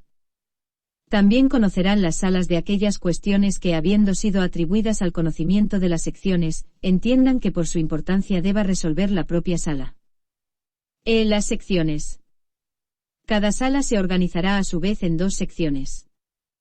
Cada sección se compondrá de 3 magistrados, uno de los cuales la presidirá.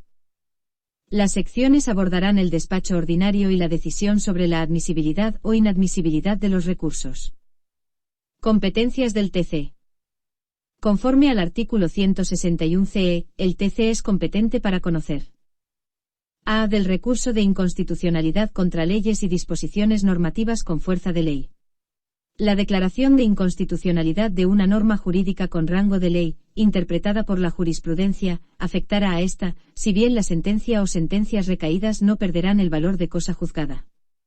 B. Del recurso de amparo por violación de los derechos y libertades referidos en el artículo 53,2 de esta Constitución, en los casos y formas que la ley establezca. C. De los conflictos de competencia entre el Estado y las comunidades autónomas o de los de estas entre sí. D. De las demás materias que le atribuyan la Constitución o las leyes orgánicas. En base precisamente al apartado D del artículo 161 CE, la LOC le atribuye al TC las siguientes competencias, art. 10. A. De la constitucionalidad o inconstitucionalidad de los tratados internacionales. B. De los recursos de inconstitucionalidad contra las leyes y demás disposiciones con valor de ley, excepto los de mera aplicación de la doctrina, cuyo conocimiento podrá atribuirse a las salas en el trámite de admisión. Al atribuir a la sala el conocimiento del recurso, el Pleno deberá señalar la doctrina constitucional de aplicación. C. De las cuestiones de constitucionalidad que reserve para sí. Las demás deberán deferirse a la sala según un turno objetivo. D. De los conflictos constitucionales de competencia entre el Estado y las comunidades autónomas o los de estas entre sí. E. De las impugnaciones previstas en el apartado 2 del art. 161 de la Constitución. F. De los conflictos en defensa de la autonomía local. G. De los conflictos entre los órganos constitucionales del Estado. H. De las anulaciones en defensa de la jurisdicción del tribunal previstas en el artículo 4.3 según la redacción de la nueva L o junio del 07 de 24 de mayo. Y de la verificación del cumplimiento de los requisitos exigidos para el nombramiento de magistrado del Tribunal Constitucional. J. Del nombramiento de los magistrados que han de integrar cada una de las salas. K. De la recusación de los magistrados del Tribunal Constitucional. L. Del cese de los magistrados del TC en los casos previstos en el art. 23. M. De la aprobación y modificación de los reglamentos del tribunal. N. De cualquier otro asunto que sea competencia del tribunal, pero recabe para el Pleno, a propuesta del presidente o de 3 magistrados, así como de los asuntos que puedan ser atribuidos expresamente por una ley orgánica.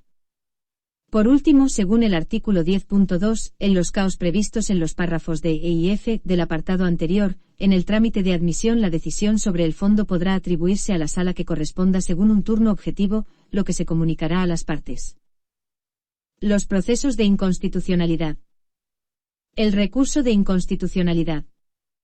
El recurso de inconstitucionalidad se puede plantear contra leyes y disposiciones normativas o actos con fuerza de ley publicados oficialmente. Es decir, pueden ser impugnadas mediante recurso de inconstitucionalidad las siguientes normas. Leyes orgánicas. Leyes ordinarias. Leyes de bases. Tratados internacionales. Decretos leyes. Decretos legislativos. Disposiciones normativas con fuerza de ley de las comunidades autónomas.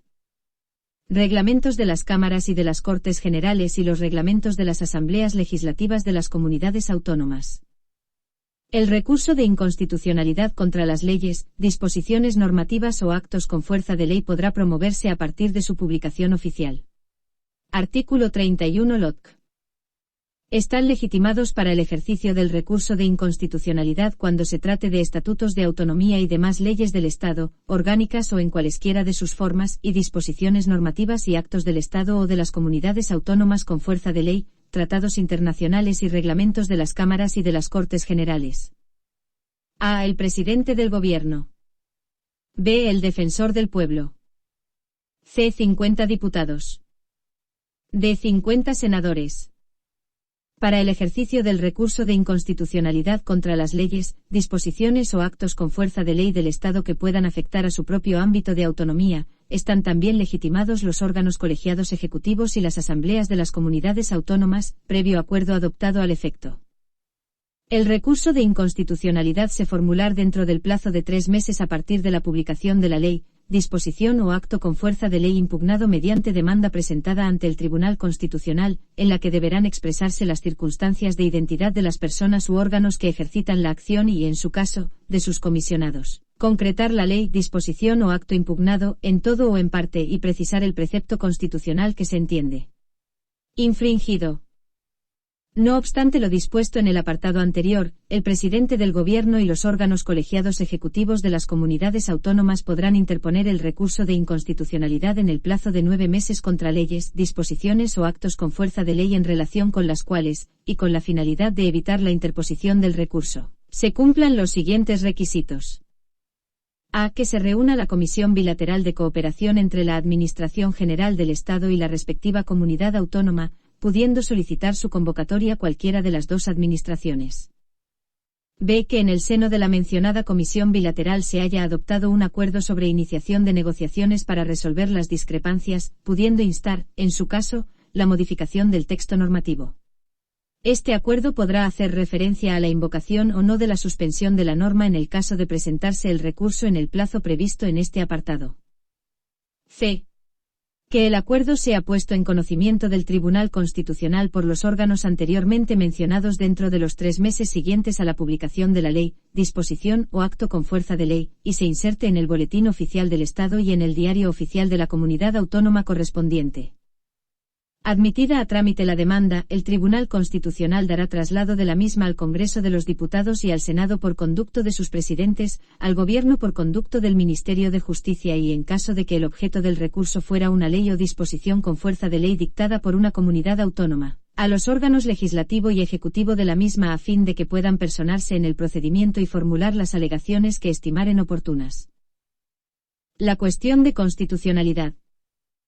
El Tribunal Constitucional, a través de la cuestión de inconstitucionalidad, al igual que a través del recurso de inconstitucionalidad, garantiza la supremacía de la Constitución y enjuicia la conformidad o disconformidad con ella de las leyes, disposiciones normativas y actos con fuerza de ley del Estado y de las comunidades autónomas.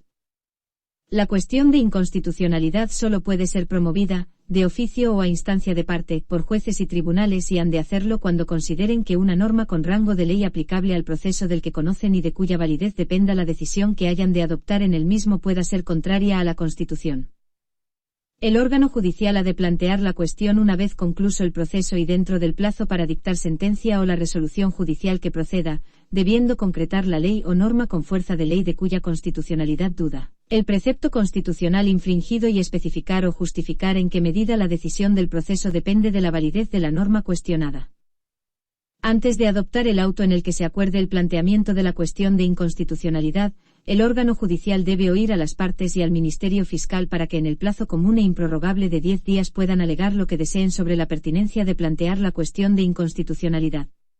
Seguidamente, sin más trámite, el órgano judicial resolverá en el plazo de 3 días sobre su planteamiento. El órgano judicial ha de elevar al Tribunal Constitucional el auto de planteamiento de la cuestión de inconstitucionalidad junto con los testimonios de los autos principales y las alegaciones efectuadas por las partes y el Ministerio Fiscal. El planteamiento de la cuestión de inconstitucionalidad determina la suspensión provisional de las actuaciones en el proceso judicial hasta que el Tribunal Constitucional se pronuncie sobre su admisión y, de ser admitida, hasta que resuelva definitivamente la cuestión. El Tribunal Constitucional puede rechazar en trámite de admisión, mediante auto y previa audiencia al Fiscal General del Estado, la cuestión de inconstitucionalidad cuando falten las condiciones procesales para su planteamiento o fuera notoriamente infundada. La admisión a trámite de la cuestión de inconstitucionalidad ha de publicarse en el Boletín Oficial del Estado, pudiendo personarse en el proceso constitucional, en el plazo de los 15 días siguientes a dicha publicación, quienes sean parte en el procedimiento judicial en cuyo seno se ha promovido. Asimismo, el tribunal ha de dar traslado de la cuestión al Congreso de los Diputados, al Senado, al Fiscal General del Estado, al Gobierno y, en caso de afectar a una ley o disposición normativa con fuerza de ley de una comunidad autónoma, a sus órganos ejecutivo y legislativo para que puedan personarse en el procedimiento y formular alegaciones en el plazo de 15 días. Concluido este plazo, el Tribunal Constitucional dictará sentencia. Las sentencias recaídas en este tipo de procedimientos tienen valor de cosa juzgada, vinculan a todos los poderes públicos y producen efectos generales desde la fecha de su publicación en el Boletín Oficial del Estado. El recurso de amparo. El recurso de amparo es una de las principales competencias atribuidas por la Constitución al Tribunal Constitucional, siendo el objeto de este proceso la protección frente a las vulneraciones de los derechos y libertades reconocidos en los artículos 14 a 29 y 30.2 de la Constitución originadas por disposiciones, actos jurídicos, omisiones o simples vías de hecho de los poderes públicos del Estado, las comunidades autónomas y demás entes públicos de carácter territorial, corporativo o institucional, así como de sus funcionarios o agentes. La única pretensión que puede hacerse valer a través del recurso de amparo es la del restablecimiento o preservación de los derechos o libertades por razón de los cuales se promueve el recurso. La Ley Orgánica del Tribunal Constitucional distingue 3 modalidades de recurso de amparo en razón del origen del acto del poder público al que se le imputa la vulneración de los derechos fundamentales. Recurso de amparo contra decisiones parlamentarias, art. 42. Recurso de amparo contra decisiones gubernativas y administrativas, art. 43. Recurso de amparo contra decisiones judiciales, art. 44. Por su parte, la Ley Orgánica de Régimen Electoral General ha previsto 2 modalidades de recurso de amparo contra actos y decisiones de la Administración Electoral. Recurso de amparo contra los acuerdos de las juntas electorales sobre proclamación de candidatos y candidaturas, artículo 49.3. Recurso de amparo contra los acuerdos de las juntas electorales sobre proclamación de electos y elección y proclamación de presidentes de las corporaciones locales, artículo 114.2. Toda persona natural o jurídica que invoque un interés legítimo, así como el defensor del pueblo y el Ministerio Fiscal están legitimados para interponer un recurso de amparo. Pueden comparecer en el proceso con el carácter de parte demandada o con el de coadyuvante las personas favorecidas por la decisión, acto o hecho en razón de cual se formule el recurso o que ostenten un interés legítimo en el mismo. El Ministerio Fiscal interviene en todos los procesos de amparo en defensa de la legalidad, de los derechos de los ciudadanos y del interés público tutelado por la ley. Para la interposición del recurso de amparo contra decisiones gubernativas o administrativas y contra decisiones judiciales es preciso haber agotado antes la vía judicial previa, así como haber invocado en esta, tan pronto como fuera posible, la vulneración del derecho fundamental que pretende hacerse valer ante el Tribunal Constitucional. Los plazos para la interposición del recurso de amparo contra decisiones gubernativas o administrativas y del recurso de amparo contra decisiones judiciales es de 20 y 30 días, respectivamente, desde la notificación de la resolución que pone fin a la vía judicial previa. El plazo para la interposición del recurso de amparo contra decisiones parlamentarias es de 3 meses desde que con arreglo a las normas internas de las cámaras sean firmes. Es requisito insubsanable y común a todas las modalidades de recurso de amparo que el demandante justifique la especial trascendencia constitucional del recurso. Se trata de un requisito que no cabe confundir con el de la propia fundamentación de la lesión constitucional denunciada, de modo que la carga de justificar la especial trascendencia constitucional del recurso es algo distinto a razonar sobre la existencia de la vulneración de un derecho fundamental por el acto o la decisión impugnado. El recurso de amparo se inicia mediante demanda dirigida al Tribunal Constitucional donde, además de acreditarse el cumplimiento de los requisitos antes referidos, deben hacerse constar con claridad y concisión los hechos que la fundamenten, los preceptos constitucionales infringidos y fijar con precisión el amparo que se solicita para preservar o restablecer el derecho o libertad que se considere vulnerado. El demandante ha de comparecer representado por procurador del Colegio de Madrid y asistido por letrado de cualquier colegio de España y la demanda debe presentarse en el Registro General del Tribunal Constitucional dentro del plazo legalmente previsto o hasta las 15 horas del día siguiente al del vencimiento del plazo en el propio registro del tribunal o en la oficina o servicio de registro central de los tribunales civiles de cualquier localidad. La demanda ha de ser objeto de una decisión de admisión por parte de las secciones o de las salas. Para su admisión a trámite, además de cumplir los requisitos legalmente previstos, es preciso que el contenido del recurso justifique una decisión sobre el fondo por parte del Tribunal Constitucional en razón de su especial trascendencia constitucional, que se apreciará atendiendo a su importancia para la interpretación de la Constitución, para su aplicación o para su general eficacia y para la determinación del contenido y alcance de los derechos fundamentales. Las decisiones de inadmisión adoptadas por las secciones o las salas deben especificar el requisito incumplido y solo pueden ser recurridas en súplica por el Ministerio Fiscal. La sentencia dictada al conocer del fondo del recurso otorgará o denegará el amparo solicitado. En caso de que se otorgue el amparo, contendrá alguno de los siguientes pronunciamientos: declaración de nulidad de la decisión, acto o resolución impugnado. Reconocimiento del derecho o libertad pública vulnerado.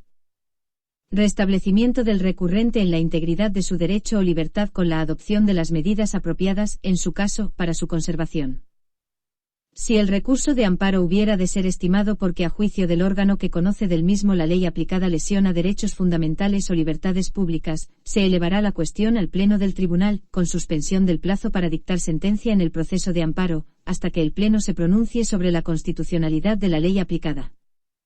Con carácter general, la interposición del recurso de amparo no suspende los efectos del acto o decisión impugnado, aunque el tribunal, de oficio o a instancia de parte, puede disponer su suspensión total o parcial cuando la ejecución del acto o decisión recurrido pudiera producir al demandante un perjuicio que pudiera hacer perder al amparo su finalidad, y si la suspensión no ocasiona perturbación grave a un interés constitucionalmente protegido ni a los derechos fundamentales o libertades de otra persona. Asimismo, el órgano que conozca del recurso de amparo puede adoptar cualesquiera medidas cautelares y resoluciones provisionales previstas en el ordenamiento que por su naturaleza puedan aplicarse en el proceso de amparo y tiendan a evitar que el recurso pierda su finalidad. Conflictos de competencia. Conflictos positivos de competencia. Los conflictos positivos de competencia oponen al Estado con una o más comunidades autónomas o a dos o más comunidades autónomas entre sí. El Gobierno o los órganos ejecutivos de las comunidades autónomas pueden promoverlos cuando consideren que una disposición, resolución o acto sin valor de ley de una comunidad autónoma o del Estado, o la omisión de tales disposiciones, resoluciones o actos, no respeta el orden constitucional de competencias establecido en la Constitución, en los estatutos de autonomía o en las leyes orgánicas dictadas para delimitar las competencias entre el Estado y las comunidades autónomas. El Gobierno puede formalizar directamente ante el Tribunal Constitucional un conflicto positivo de competencia o hacer uso del previo requerimiento de incompetencia a la comunidad autónoma para que derogue o anule el acto o disposición que considera que vulnera las competencias estatales. El plazo para formalizar directamente el conflicto o hacer uso del requerimiento de incompetencia es el de 2 meses desde la publicación o comunicación del acto o disposición viciado de incompetencia. En el caso de que la comunidad autónoma requerida no atienda el requerimiento de incompetencia en el plazo de 1 mes, el Gobierno dispone del plazo de 1 mes, a contar desde la notificación del rechazo del requerimiento o desde el término del plazo del que dispone la comunidad autónoma requerida para contestarlo, para plantear el conflicto ante el Tribunal Constitucional, certificando el cumplimiento infructuoso del requerimiento de incompetencia y alegando los fundamentos jurídicos en los que sustenta su pretensión. Los órganos ejecutivos de las comunidades autónomas, antes de formalizar el conflicto de competencia ante el Tribunal Constitucional, deben requerir motivadamente, en el plazo de 2 meses, al Estado o a la comunidad autónoma autora del acto o de la disposición viciado de incompetencia para que lo derogue o anule. De no ser atendido el requerimiento de incompetencia en el plazo de 1 mes, el órgano ejecutivo de la comunidad autónoma dispone del plazo de 1 mes, a contar desde la notificación del rechazo del requerimiento o desde el término del plazo de que dispone el órgano requerido para contestarlo, para plantear conflicto ante el Tribunal Constitucional, certificando el cumplimiento infructuoso del requerimiento y alegando los fundamentos jurídicos en los que sustenta su pretensión. El Tribunal Constitucional en el plazo de 10 días ha de comunicar al Gobierno o al órgano ejecutivo de la comunidad autónoma la iniciación del conflicto, señalándole plazo, que no podrá ser superior a 20 días, para que formule las alegaciones que tuviera por conveniente. La sentencia que resuelva el conflicto declarará la titularidad de la competencia controvertida y acordará en su caso la anulación de la disposición, resolución o acto que originó el conflicto si estuviera viciado de incompetencia. El Gobierno, en uso de la facultad que le confiere el artículo 161.2 de la Constitución, puede instar en el momento de la formalización del conflicto la suspensión de la disposición, resolución o acto objeto del mismo, lo que determinará la inmediata suspensión de su vigencia, debiendo de pronunciarse el Tribunal Constitucional en el plazo de 5 meses, previa audiencia de las partes, sobre el levantamiento o mantenimiento de la suspensión. En los demás casos, el órgano promotor del conflicto de competencia puede solicitar la suspensión de la disposición, resolución o acto objeto del mismo invocando perjuicios de imposible o difícil reparación y el Tribunal Constitucional libremente puede acordar o denegar la suspensión interesada. Conflictos negativos de competencia.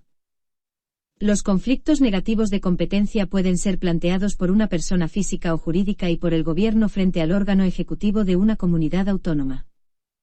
Cuando un órgano estatal o de una comunidad autónoma decline su competencia para resolver cualquier pretensión deducida por una persona física o jurídica, por entender que la competencia corresponde a una comunidad autónoma o al Estado o a otra comunidad autónoma distinta ante la que se ha formulado dicha pretensión, el interesado, una vez agotada la vía administrativa, puede deducir su pretensión ante el gobierno o el órgano ejecutivo de la comunidad autónoma que la resolución dictada declara competente. Si la administración solicitada en segundo lugar se inhibe, declina su competencia o no pronuncia decisión afirmativa en el plazo de un mes, el interesado en el plazo de un mes desde la notificación de la declinatoria o si hubiera transcurrido aquel plazo sin haberse dictado resolución expresa, puede acudir al Tribunal Constitucional, solicitando el planteamiento del conflicto.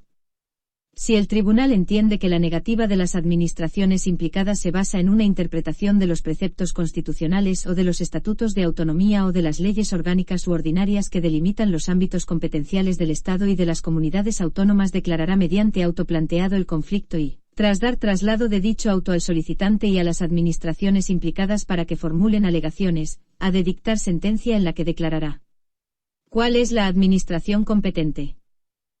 El Gobierno puede plantear conflicto negativo de competencia cuando, habiendo requerido al órgano ejecutivo superior de una comunidad autónoma para que ejercite atribuciones de su competencia, sea desatendido su requerimiento por declararse incompetente el órgano requerido o éste continúe con su inactividad. Dentro del mes siguiente al día en que de manera expresa o tácita se haya rechazado el requerimiento del Gobierno, este puede plantear ante el Tribunal Constitucional el conflicto negativo, debiendo indicar los preceptos constitucionales, estatutarios o legales que obligan a la comunidad autónoma a ejercer sus atribuciones. Trasladado el planteamiento del conflicto al órgano ejecutivo de la comunidad autónoma para que formule alegaciones en el plazo de un mes, el tribunal ha de dictar sentencia que ha de contener alguno de los siguientes pronunciamientos. A. La declaración de que el requerimiento es procedente, lo que conllevará el establecimiento de un plazo dentro del cual la comunidad autónoma deberá ejercitar la atribución requerida. B. La declaración de que el requerimiento es improcedente. Conflictos en defensa de la autonomía local. El conflicto en defensa de la autonomía local ha sido creado por la Ley Orgánica 7/1999, de 21 de abril, y a través del mismo pueden los entes locales, en las condiciones de legitimación establecidas, impugnar las leyes o normas con rango de ley del Estado y de las comunidades autónomas que lesionen la autonomía local constitucionalmente garantizada. Están legitimados para promover un conflicto en defensa de la autonomía local el municipio o la provincia que sea destinatario único de la ley o norma con rango de ley. En los supuestos de leyes que no sean de destinatario único, pueden promoverlo un número de municipios que supongan al menos un séptimo de los existentes en el ámbito territorial de aplicación de la ley o norma con rango de ley, y que representen como mínimo un sexto de la población oficial del ámbito territorial correspondiente y un número de provincias que supongan al menos la mitad de las existentes en el ámbito territorial de aplicación de la ley o norma con rango de ley, y representen como mínimo la mitad de la población oficial. Además, cuando se trate de impugnar disposiciones legales de la Comunidad Autónoma de Canarias están legitimados 3 cabildos y en el caso de la Comunidad Autónoma de las Islas Baleares 2 consejos insulares, aun cuando en ambos casos no se alcance el porcentaje de población exigido para los municipios. En relación con las leyes cuyo ámbito de aplicación afecte directamente a la Comunidad Autónoma del País Vasco están también legitimadas las Juntas Generales y las Diputaciones Forales de cada territorio histórico. Para interponer el conflicto en defensa de la autonomía local es preceptivo el acuerdo del órgano plenario de cada una de las corporaciones locales que lo promuevan adoptado por la mayoría absoluta del número legal de sus miembros. De alcanzarse este acuerdo, los promotores, antes de la formalización del conflicto ante el Tribunal Constitucional, han de solicitar, en el plazo de 3 meses desde la aprobación de la ley o norma con rango de ley impugnada, dictamen con carácter preceptivo pero no vinculante al Consejo de Estado u órgano correspondiente de la comunidad autónoma, según que el ámbito territorial al que pertenezcan las corporaciones locales corresponda a varias o a una comunidad autónoma. Dentro del plazo de 1 mes desde la recepción del referido dictamen, los sujetos legitimados pueden plantear el conflicto ante el Tribunal Constitucional. El Tribunal Constitucional puede acordar mediante auto motivado su inadmisión por falta de legitimación de los sujetos que lo han promovido, por el incumplimiento de otros requisitos no subsanables exigidos para su interposición o por resultar notoriamente infundada la controversia suscitada.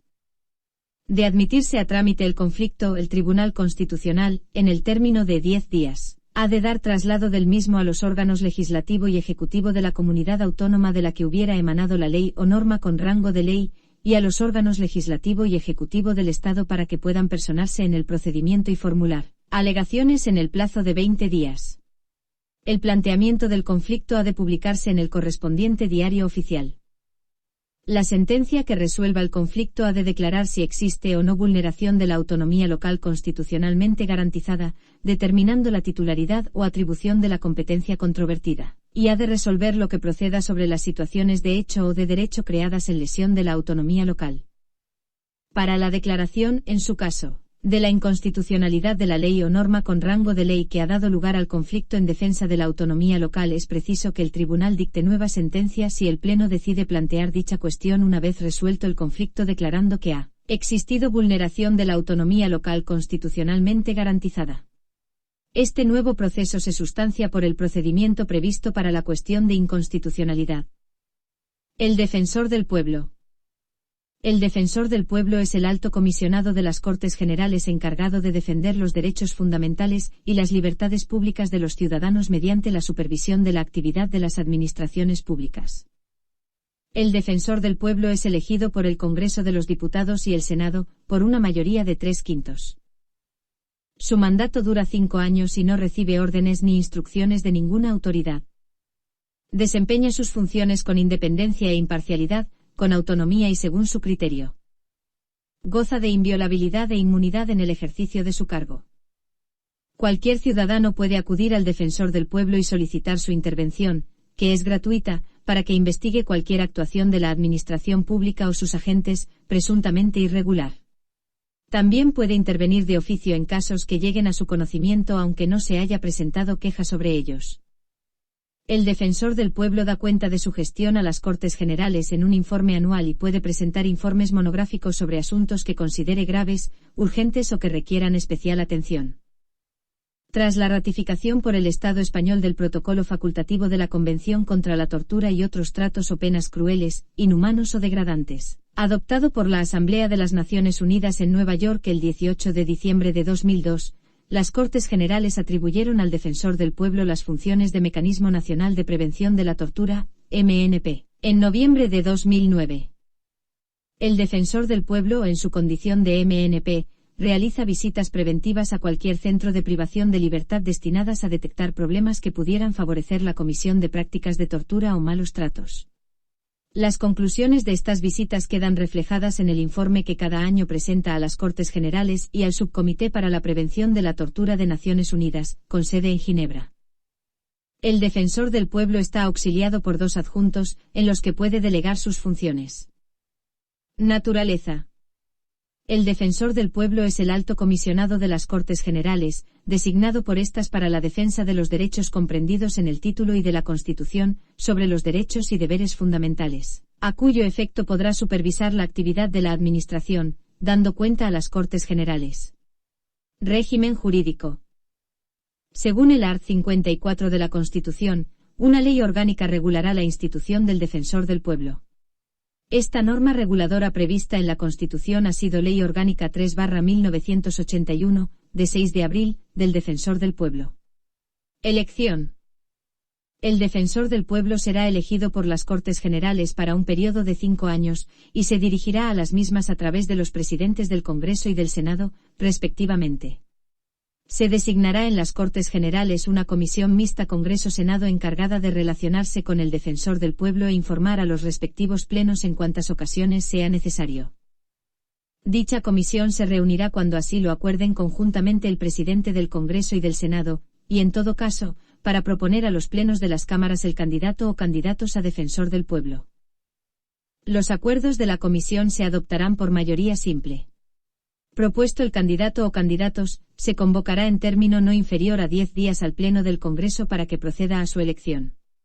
Será designado quien obtuviese una votación favorable de las 3/5 partes de los miembros del Congreso y posteriormente, en un plazo máximo de 20 días, fuese ratificado por esta misma mayoría del Senado. Caso de no alcanzarse las mencionadas mayorías, se procederá en nueva sesión de la comisión, y en el plazo máximo de un mes a formular sucesivas propuestas. En tales casos, una vez conseguida la mayoría de los 3/5 en el Congreso, la designación quedará realizada al alcanzarse la mayoría absoluta del Senado. Designado el defensor del pueblo, se reunirá de nuevo la Comisión Mixta Congreso-Senado para otorgar su conformidad previa al nombramiento de los adjuntos que le sean propuestos por aquel. Podrá ser elegido defensor del pueblo cualquier español mayor de edad que se encuentre en el pleno disfrute de sus derechos civiles y políticos. Los presidentes del Congreso y del Senado acreditarán conjuntamente con sus firmas el nombramiento del defensor del pueblo que se publicará en el Boletín Oficial del Estado. El defensor del pueblo tomará posesión de su cargo ante las mesas de ambas cámaras reunidas conjuntamente, prestando juramento o promesa de fiel desempeño de su función. Cese y sustitución. El defensor del pueblo cesará por alguna de las siguientes causas: por renuncia, por expiración del plazo de su nombramiento, por muerte o por incapacidad sobrevenida, por actuar con notoria negligencia en el cumplimiento de las obligaciones y deberes del cargo, por haber sido condenado, mediante sentencia firme, por delito doloso.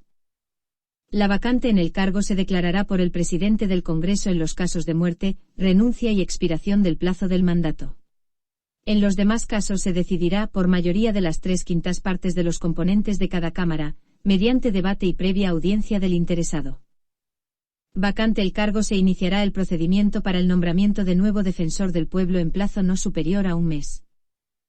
En los casos de muerte, cese o incapacidad temporal o definitiva del defensor del pueblo y en tanto no procedan las Cortes Generales a una nueva designación, desempeñarán sus funciones, interinamente en su propio orden, los adjuntos al defensor del pueblo. Prerrogativas. El defensor del pueblo no estará sujeto a mandato imperativo alguno. No recibirá instrucciones de ninguna autoridad. Desempeñará sus funciones con autonomía y según su criterio. El defensor del pueblo gozará de inviolabilidad. No podrá ser detenido, expedientado, multado, perseguido o juzgado en razón a las opiniones que formule o a los actos que realice en el ejercicio de las competencias propias de su cargo. En los demás casos, y mientras permanezca en el ejercicio de sus funciones, el defensor del pueblo no podrá ser detenido ni retenido sino en caso de flagrante delito, correspondiendo la decisión sobre su inculpación, prisión, procesamiento y juicio exclusivamente a la Sala de lo Penal del Tribunal Supremo. Las anteriores reglas serán aplicables a los adjuntos del defensor del pueblo en el cumplimiento de sus funciones. Incompatibilidades. La condición de defensor del pueblo es incompatible con todo mandato representativo, con todo cargo político o actividad de propaganda política, con la permanencia en el servicio activo de cualquier administración pública, con la afiliación a un partido político o el desempeño de funciones directivas en un partido político o en un sindicato, asociación o fundación, y con el empleo al servicio de los mismos, con el ejercicio de las carreras judicial y fiscal, y con cualquier actividad profesional, liberal, mercantil o laboral. El defensor del pueblo deberá cesar, dentro de los 10 días siguientes a su nombramiento y antes de tomar posesión, en toda situación de incompatibilidad que pudiera afectarle, entendiéndose en caso contrario que no acepta el nombramiento. Si la incompatibilidad fuere sobrevenida una vez posesionado del cargo, se entenderá que renuncia al mismo en la fecha en que aquella se hubiere producido. Adjuntos del defensor del pueblo. El defensor del pueblo estará auxiliado por un adjunto primero y un adjunto segundo, en los que podrá delegar sus funciones y que le sustituirán por su orden, en el ejercicio de las mismas, en los supuestos de imposibilidad temporal y en los de cese. El defensor del pueblo nombrará y separará a sus adjuntos previa conformidad de las cámaras en la forma que determinen sus reglamentos. El nombramiento de los adjuntos será publicado en el Boletín Oficial del Estado. Iniciación y contenido de la investigación. El defensor del pueblo podrá iniciar y proseguir de oficio o a petición de parte, cualquier investigación conducente al esclarecimiento de los actos y resoluciones de la administración pública y sus agentes en relación con los ciudadanos, a la luz de lo dispuesto en el artículo 103.1 de la Constitución, y el respeto debido a los derechos proclamados en su título primero. Las atribuciones del defensor del pueblo se extienden a la actividad de los ministros, autoridades administrativas, funcionarios y cualquier persona que actúe al servicio de las administraciones públicas. Podrá dirigirse al defensor del pueblo toda persona natural o jurídica que invoque un interés legítimo, sin restricción alguna. No podrán constituir impedimento para ello la nacionalidad, residencia, sexo, minoría de edad, la incapacidad legal del sujeto, el internamiento en un centro penitenciario o de reclusión o, en general, cualquier relación especial de sujeción o dependencia de una administración o poder público. No podrá presentar quejas ante el defensor del pueblo ninguna autoridad administrativa en asuntos de su competencia. Ámbito de competencias. El defensor del pueblo podrá, en todo caso, de oficio o a instancia de parte, supervisar por sí mismo la actividad de la comunidad autónoma en el ámbito de sus competencias. A dichos efectos, los órganos similares de las comunidades autónomas coordinarán sus funciones con las del defensor del pueblo y éste podrá solicitar su cooperación. Cuando el defensor del pueblo reciba quejas referidas al funcionamiento de la Administración de Justicia, deberá dirigirlas al Ministerio Fiscal para que éste investigue su realidad y adopte las medidas oportunas con arreglo a la ley, o bien de traslado de las mismas al Consejo General del Poder Judicial, según el tipo de reclamación de que se trate, todo ello sin perjuicio de la referencia que en su informe general a las Cortes Generales pueda hacer al tema. Tramitación de las quejas. Toda queja se presentará firmada por el interesado con indicación de su nombre, apellidos y domicilio, en escrito razonado en papel común y en el plazo máximo de 1 año, contado a partir del momento en que tuviera conocimiento de los hechos objeto de la misma. Todas las actuaciones del defensor del pueblo son gratuitas para el interesado y no será preceptiva la asistencia de letrado ni de procurador. De toda queja se acusará recibo. La correspondencia dirigida al defensor del pueblo y que sea remitida desde cualquier centro de detención, internamiento o custodia de las personas no podrá ser objeto de censura de ningún tipo. Tampoco podrán ser objeto de escucha o interferencia las conversaciones que se produzcan entre el defensor del pueblo o sus delegados y cualquier otra persona de las enumeradas en el apartado anterior. El defensor del pueblo registrará y acusará recibo de las quejas que se formulen, que tramitará o rechazará. En este último caso lo hará en escrito motivado pudiendo informar al interesado sobre las vías más oportunas para ejercitar su acción, caso de que a su entender hubiese alguna y sin perjuicio de que el interesado pueda utilizar las que considere más pertinentes. El defensor del pueblo no entrará en el examen individual de aquellas quejas sobre las que esté pendiente resolución judicial, y lo suspenderá si, iniciada su actuación, se interpusiere por persona interesada demanda o recurso ante los tribunales ordinarios o el Tribunal Constitucional. Ello no impedirá, sin embargo, la investigación sobre los problemas generales planteados en las quejas presentadas. En cualquier caso velará porque la Administración resuelva expresamente en tiempo y forma las peticiones y recursos que le hayan sido formulados. El defensor del pueblo rechazará las quejas anónimas y podrá rechazar aquellas en las que advierta mala fe, carencia de fundamento, inexistencia de pretensión, así como aquellas otras cuya tramitación irrogue perjuicio al legítimo derecho de tercera persona. Sus decisiones no serán susceptibles de recurso. Admitida la queja, el defensor del pueblo promoverá la oportuna investigación sumaria e informal para el esclarecimiento de los supuestos de la misma. En todo caso dará cuenta del contenido sustancial de la solicitud al organismo o a la dependencia administrativa procedente con el fin de que por su jefe en el plazo máximo de 15 días, se remita informe escrito. Tal plazo será ampliable cuando concurran circunstancias que lo aconsejen a juicio del defensor del pueblo.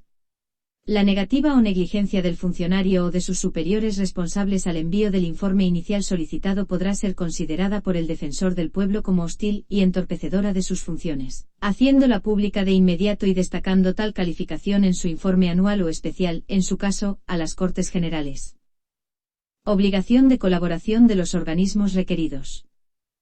Todos los poderes públicos están obligados a auxiliar, con carácter preferente y urgente, al defensor del pueblo en sus investigaciones e inspecciones.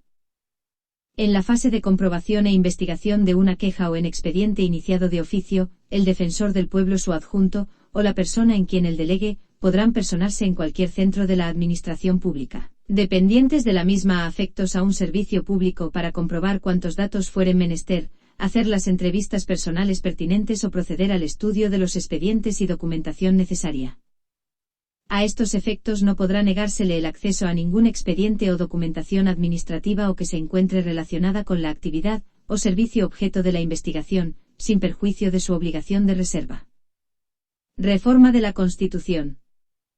La Constitución no puede ser modificada por ninguna norma, ni siquiera por una norma emanada del Congreso, a no ser que se siga el procedimiento previsto en el propio texto constitucional, y es que la Constitución señala un procedimiento de creación y modificación de leyes y un proceso distinto, exclusivo y único para lo concerniente a la modificación constitucional. La fijación en el propio texto de un procedimiento especial de reforma, distinto del legislativo ordinario, subraya la vocación de permanencia y estabilidad en el tiempo y la solemnidad que debe revestir la modificación de la norma suprema. Se evita que quede a la merced de mayorías coyunturales. Técnicamente la reforma consiste en añadir, suprimir o modificar algo en una Constitución siguiendo el procedimiento establecido en ella, afectando a las palabras, artículos y que pueda llegar a ser una reforma total.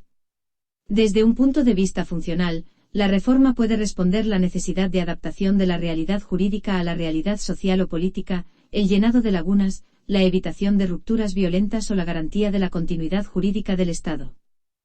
Según el Tribunal Constitucional en sus sentencias STC 48/2003, FJ 7 y STC 103/2008, FJ 2, la Constitución española puede ser modificada sin ningún límite, esto es, sin que existan cláusulas de intangibilidad explícitas o implícitas, siempre y cuando se respete el procedimiento legal establecido. También se ha pronunciado el Tribunal Constitucional en el sentido de que no cabe establecer la celebración de referéndum previos a la reforma, STS 103/2008.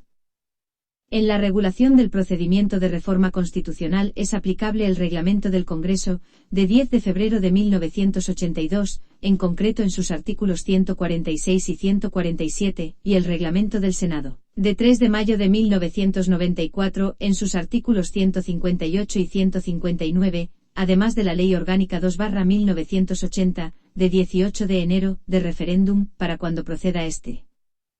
La Constitución española recoge dos tipos de reforma, la primera mediante un procedimiento ordinario para reformas parciales y que no afectan a ciertas partes que ahora veremos del texto fundamental, y una reforma agravada que se utilizaría para la reforma total de la Constitución y algunas partes de la Constitución. Título X. De la Reforma Constitucional. Artículo 166. La iniciativa de reforma constitucional se ejercerá en los términos previstos en los apartados 1 y 2 del artículo 87. Artículo 167. Procedimiento ordinario de reforma. Los proyectos de reforma constitucional deberán ser aprobados por una mayoría de 3/5 de cada una de las cámaras. Si no hubiera acuerdo entre ambas, se intentará obtenerlo mediante la creación de una comisión de composición paritaria de diputados y senadores, que presentará un texto que será votado por el Congreso y el Senado. De no lograrse la aprobación mediante el procedimiento del apartado anterior, y siempre que el texto hubiere obtenido el voto favorable de la mayoría absoluta del Senado, el Congreso, por mayoría de 2/3, podrá aprobar la reforma. Aprobada la reforma por las Cortes Generales, será sometida a referéndum para su ratificación cuando así lo soliciten, dentro de los 15 días siguientes a su aprobación, 1/10 parte de los miembros de cualquiera de las cámaras. Artículo 168. Procedimiento de reforma agravada. Cuando se propusiere la revisión total de la Constitución o una parcial que afecte al título preliminar, al capítulo segundo, sección primera del título I o al título 2, se procederá a la aprobación del principio por mayoría de 2/3 de cada cámara, y a la disolución inmediata de las Cortes. Las cámaras elegidas deberán ratificar la decisión y proceder al estudio del nuevo texto constitucional, que deberá ser aprobado por mayoría de 2/3 de ambas cámaras. Aprobada la reforma por las Cortes Generales, será sometida a referéndum para su ratificación. Artículo 169. No podrá iniciarse la reforma constitucional en tiempo de guerra o de vigencia de alguno de los estados previstos en el artículo 116. Reformas hasta la fecha. Actualmente solo se ha reformado la Constitución en 2 ocasiones y ambas por el procedimiento del artículo 167. La primera cuando España ratificó el Tratado de Maastricht, hoy conocido como el Tratado de Funcionamiento de la Unión Europea, TFUE, el 7 de febrero de 1992, que hizo necesario la modificación del artículo 13.2 para incluir, y pasivo, reconociendo el derecho de sufragio pasivo, es decir, de votar de los ciudadanos europeos en las elecciones municipales en nuestro país, para ser acorde al principio de reciprocidad que preveían los tratados europeos. La segunda reforma fue en el año 2011, en el contexto de una fuerte crisis económica, por el cual se procedió a reformar el artículo 135 de la Constitución, el 17 de septiembre de 2011 introduciendo en rango constitucional los principios de estabilidad y sostenibilidad financiera, y colocando en un primer lugar de prioridad absoluta el pago de la deuda del país y sus intereses, entre otras cuestiones.